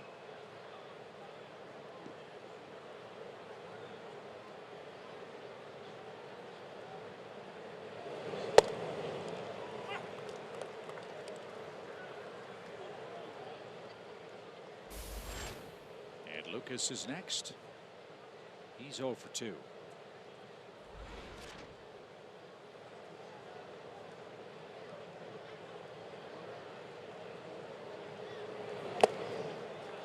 Morrison had a home run cut and tipped it into Brian McCann's glove. Full count. Beachy's fastballs ranged 89, 90 up to 93, but it's mostly been right around 90, 91 all night.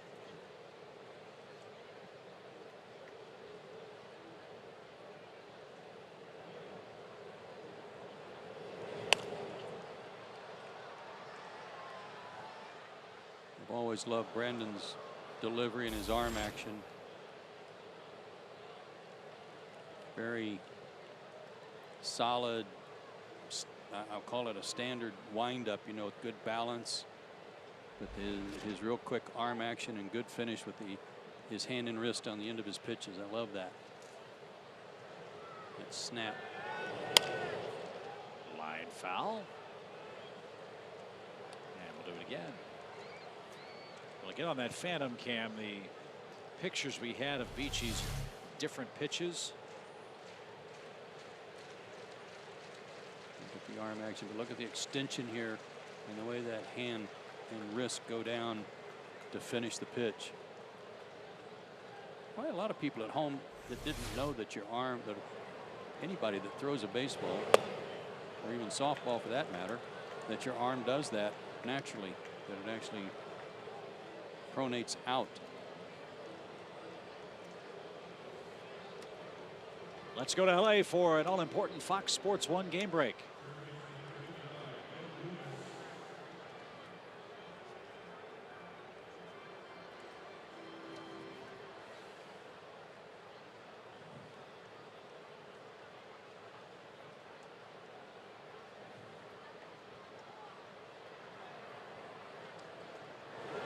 Thank you much. How about Oakland? 14-3 in the 7th inning. The A's all of a sudden, though, Joe, find themselves in a tight race with Texas.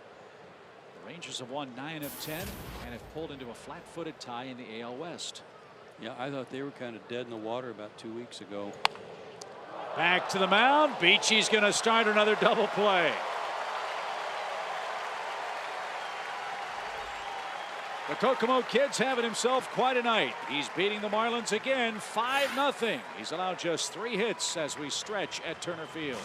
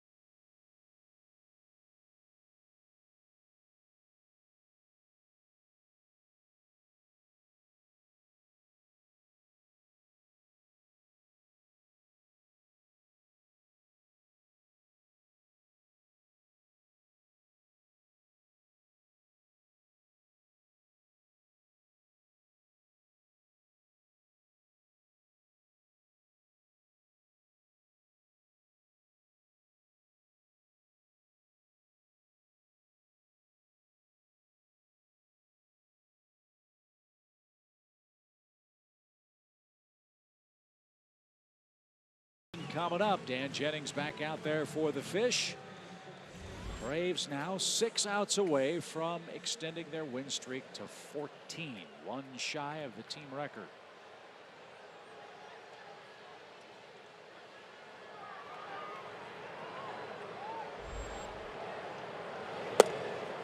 We mentioned the other streaking club, that's the Tigers. They're losing tonight. The Yankees at home are beating them 3-0. That game's in the 5th inning in the Bronx. We were talking about the Rangers when we went to break. One of the things they did to shore up their team too with the loss of Nelson Cruz to the suspensions was to acquire Alex Rios from the White Sox today. Got him on waivers. There was some speculation when we left Washington, D.C. Wednesday night that Mark DeRosa, the former Brave who plays for Toronto now, had been claimed by a mystery team off waivers, and a lot of speculation was that maybe the Braves were the team that claimed him. Back up the middle, Echeverria lays out and makes a marvelous play. That's big league play right there, folks. They're very proud of their shortstop and his defense too. He booted that little squibber off the bat of McCann in the 1st inning that was very costly. But what a throw here from his knee to Rob Freddie. Anyway, the word is now that a team did claim Mark DeRosa, but that he was pulled back. And he has a very friendly team option next year. And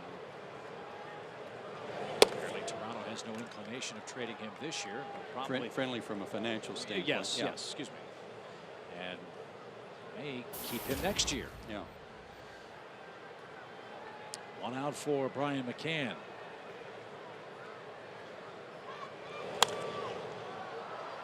That was too bad because that would have been a nice addition for Atlanta to have a guy with that kind of experience, not to mention postseason experience too. And history here. Yeah. Still makes his home here.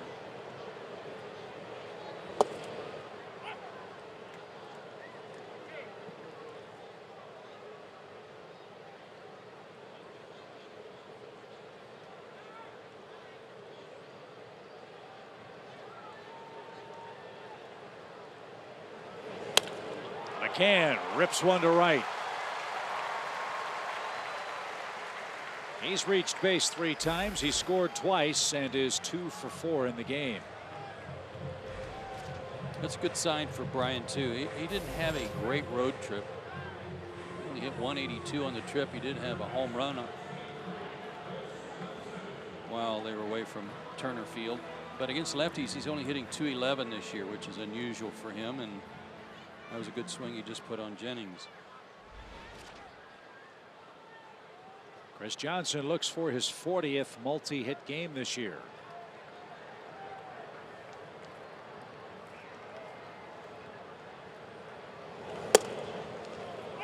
He's at .339, tops in the league.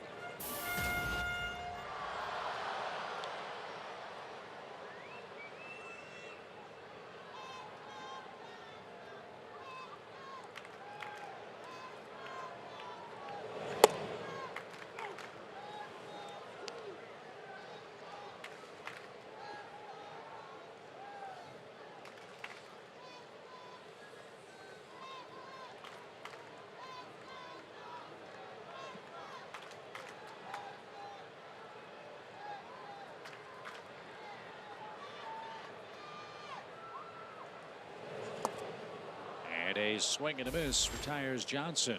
Runner at first and 2 out. Time for Georgia Power Energy Tip number 10. Chipper Jones, number 10. Georgia Power customers can receive a $20 rebate with the purchase of a qualifying Energy Star certified freezer through November 30th. Visit georgiapower.com/appliance rebates.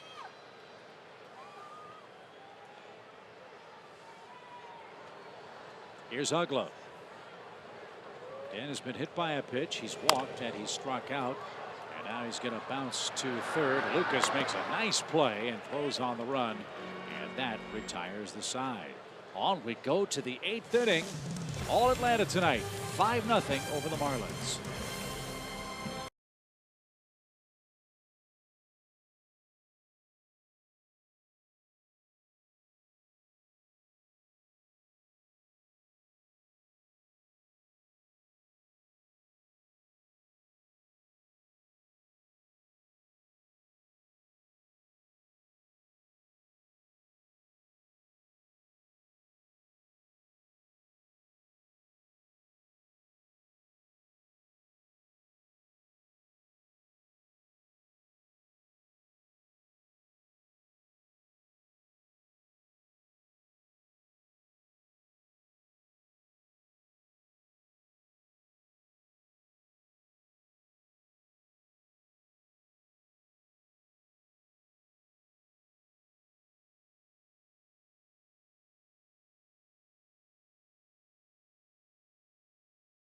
Royal.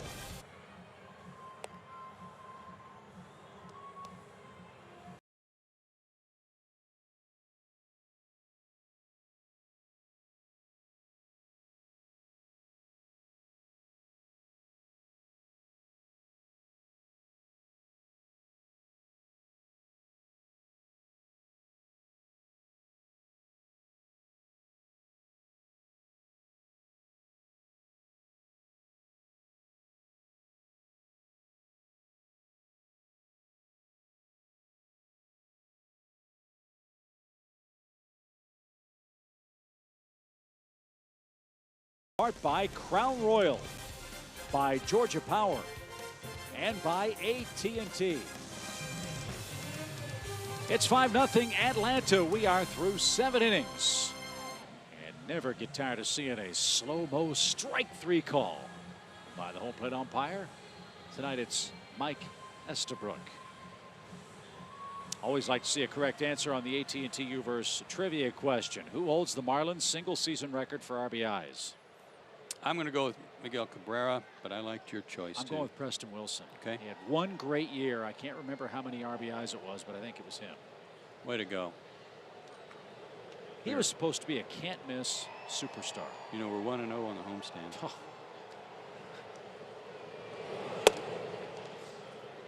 I use the term "we" loosely, but well, I'm with you, win or tie. That's exactly right. Paglianish is checked in defensively as Beachy goes after Donovan Solano.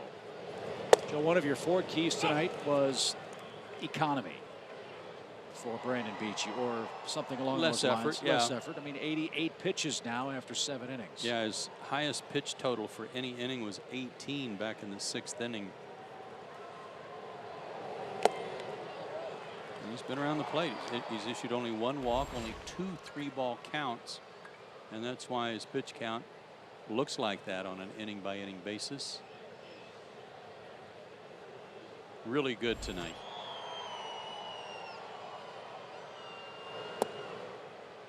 And you mentioned it before, a little bit like that start he had last year against them when he went 9 innings, 5-hit shutout.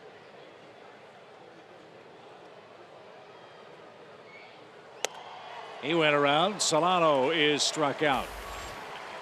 That's 5 strikeouts for Beachy in the game. And before Echeverria hits, remember to guarantee your chance to get Braves postseason tickets with a steal of the game. Purchase a pennant race multi-game ticket pack, a minimum of 2 tickets, and get a bad autograph by Freeman, Simmons, or Chris Johnson. There's a 15 buyer limit, so call 404-577-9100 right now. Or else Joe will come to your house and play the ukulele. Strike 1 to Echeverria. You do not want that to happen. Good curveball to start Echeverria.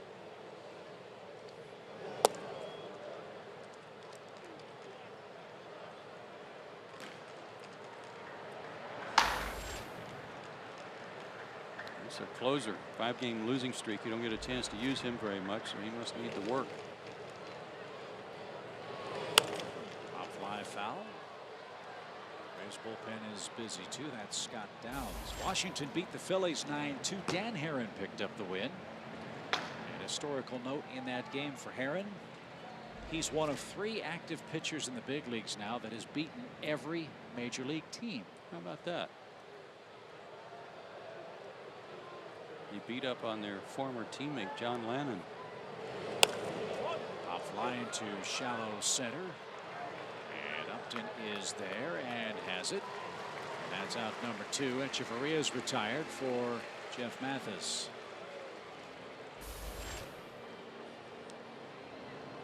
If I could read my writing, I could tell you who the other 2 were. I know one of them's Barry Zito. So we'll keep you in suspense until the 9th inning to tell you who that other man is that's beaten every major league team. Here's Mathis, 2 outs, bases empty. And he pops the first pitch up over the Braves dugout. Freeman will give chase and won't have a play. Tell you what, Dan Herron really had a rough first half of the season. He's pitched pretty good ball of late for that Washington team. Kind of glad we missed him up at Nationals Park. And they scored some runs tonight, maybe in celebration of Atlanta leaving town.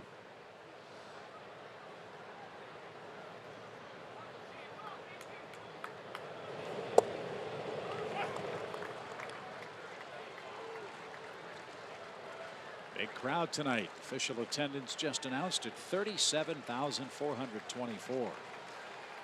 They would love to see Brandon Beachy finish his night with a flourish. He has struck out 5. And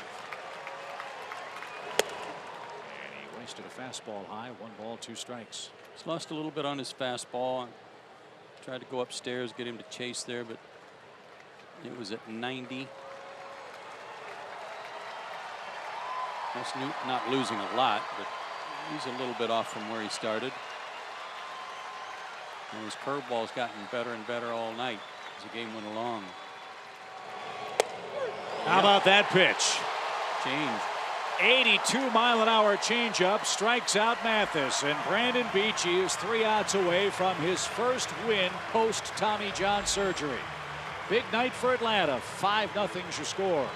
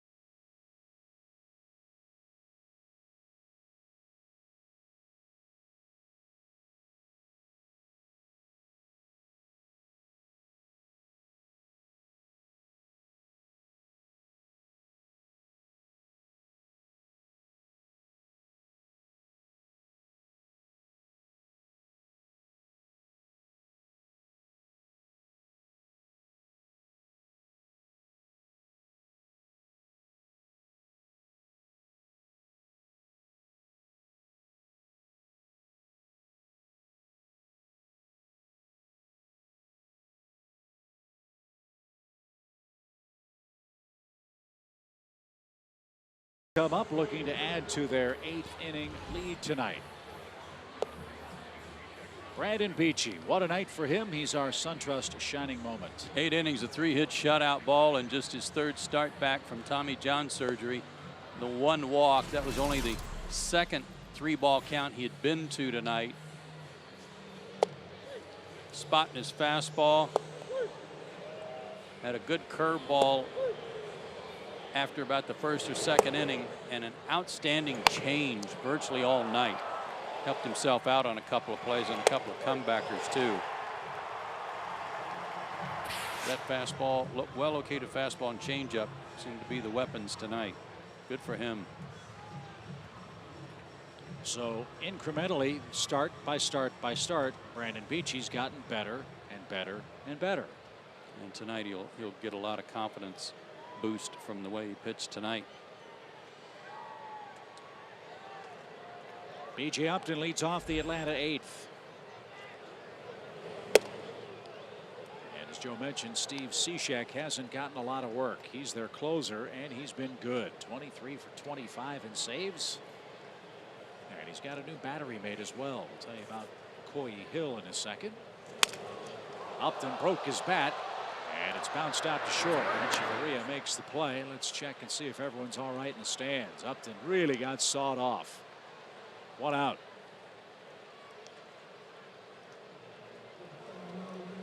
Yeah, that was scary because fans start watching the baseball and don't even realize that the big end of the bat is pinwheeling their way. It looked like it missed everybody. So BJ's hit streak is finished after an 0 for 4 night. Cishek has the longest consecutive save streak working. I thought it was 2nd. I guess 2nd in the National League. Craig Kimbrell 1st at 26. Greg Holland of the Royals at 23. And Cishek is at 16. Excuse me, 18.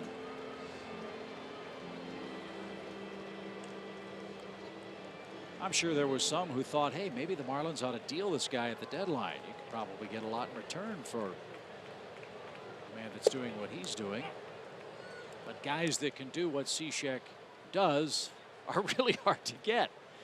So if you have a good closer, got to be worried about getting rid of him. And payroll wise, yeah, they're not getting rid of him. Yeah, good point. On a per save basis, they're getting real good economy. Watch this guy with our phantom cam. Cocks the wrist way behind him. Looks like a big bird about to take off out of the water. This guy throws hard from down here too. Leading with that elbow. Boy, you could even see the ulnar collateral ligament in that, or that tendon running along his elbow. I'm not. No. No. Thank you very much, Phantom Cam, for that. Joey Turdoslavich bats for Beachy. Brandon, 8 innings, 3 hits, no runs, 1 walk, and he struck out 6.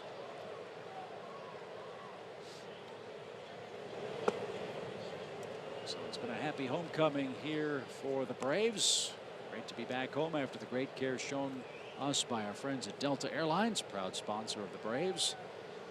Got us home safe and sound about 3 in the morning yesterday after our trip to Washington. 2 balls and a strike.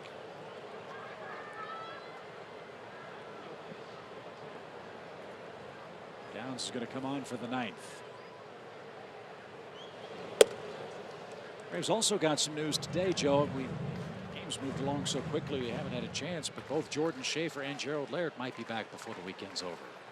Jordan tonight 0 for 3 for Gwinnett. Laird 0 for 2. Turdoslavich, a sharp ground ball to Solano, and that will retire the side. 3 out, 3 down for Steve Cishek. We head to the 9th. The Braves need 3 outs to extend their winning streak to 14 in a row.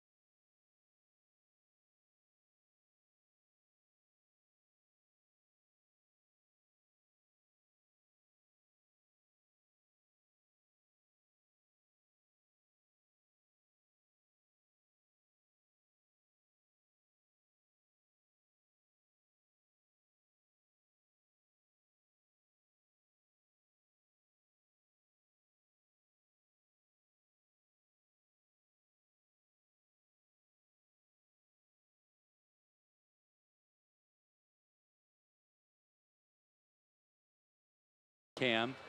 Brian McCann made it 5-0 with his home run in the 3rd inning, but it was close.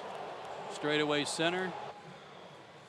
Marishnik made a leaping effort and looked like he just missed, although the ball did clear his glove and the fence by a pretty good margin, as it shows there on the Coors Light Freeze Cam, brought to you by Frostbrewed Coors Light.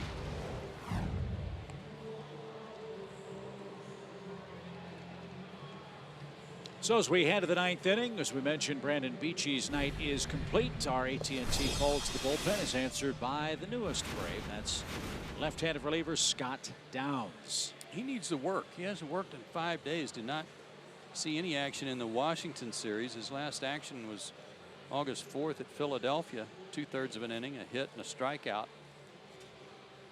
And this will be his 5th game for Atlanta.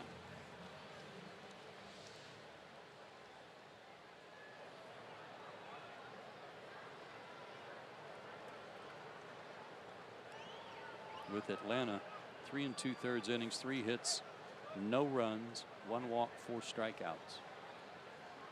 And he's facing the newest Marlin. That's Coy Hill, who was just brought up from AAA today. Rob Brantley was sent back to the minors, and he makes a good impression with a scorched shot past Janish and into left field. So Hill's at first. For more on him, let's check in with Tom Hart. Chip, thanks. Coy Hill has an incredible story. Originally drafted by the Dodgers in the offseason of 2007. He was cutting some wood on a table saw, building a window frame. Now, his dad is a master carpenter. He said, I've been around power tools all my life. This time, however, the wood caught. It sucked his right hand into the table saw. He severed his thumb. He nearly lost 3 of his fingers. In fact, he said his pinky was only hanging on by skin. Same with his ring finger. So when he showed up at that hospital that day in Wichita, Kansas, with his hand wrapped in a bloody towel, of course he had to take some time to make sure the lady at the desk had his insurance information. And then when they got him back and repaired him, they prepared in addition for reconstructive surgery. Now, his doctor at the time had played some American Legion ball, and he had an idea. So with his wife 8 months pregnant, she went out to the truck, found a baseball, came back in, and he said, I want to see your grip and how you hold a baseball with your left hand. That will give me a better idea how we want to reattach the fingers on your right hand. The fact that he's been able to get back and play and have a successful major league career and professional career is amazing. You bet. What a story.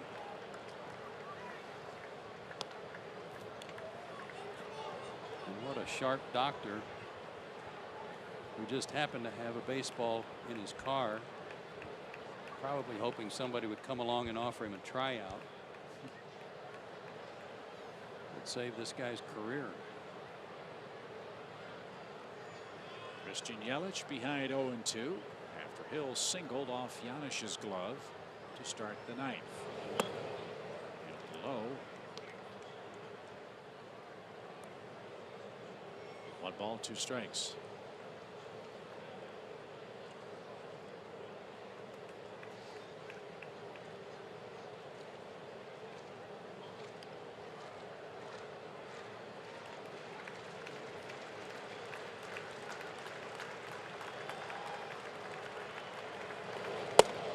Strike 3 called inside corner. Yelich has struck out for the 2nd time in the game. 1 on, 1 out. All year long, Braves baseball on Fox Sports South is presented by Academy Sports and Outdoors. The right stuff, the low price every day. It's going to end the night for Scott Downs. He faces 2 hitters, allows a hit, and strikes out Yelich. And now some more work for the Atlanta bullpen. Luis Ayala is going to stride in. It's 5-0 Atlanta with 1 away in the 9th.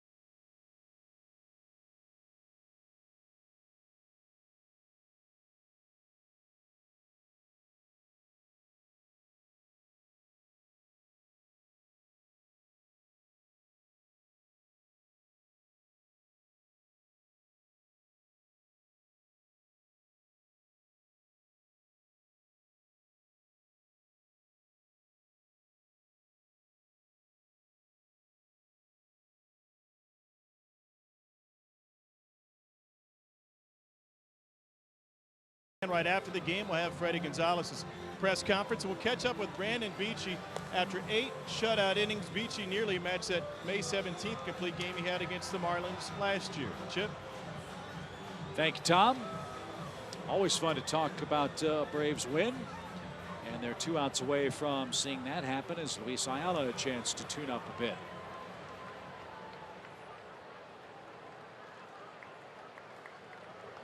Jake Marisnick is the Miami hitter. Luis did not pitch in the Washington series either. Pitched on the same night as Down, so he needed the work.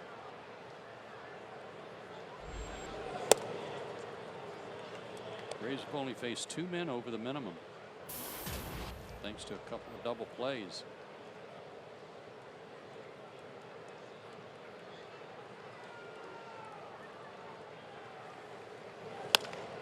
Make it 3 if Simmons and Uggla can turn it.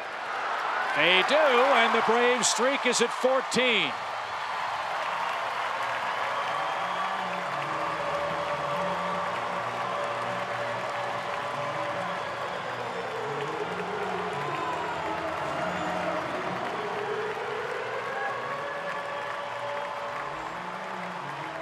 It's 14 with a flourish, to be honest. Atlanta with 4 runs in the first inning, including a couple of homers. McCann added a 3rd inning solo shot as well.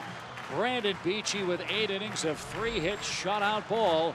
And the Braves, Joe, continue to dominate the Miami Marlins. Combination shutout, the 10th of the year for Braves pitchers.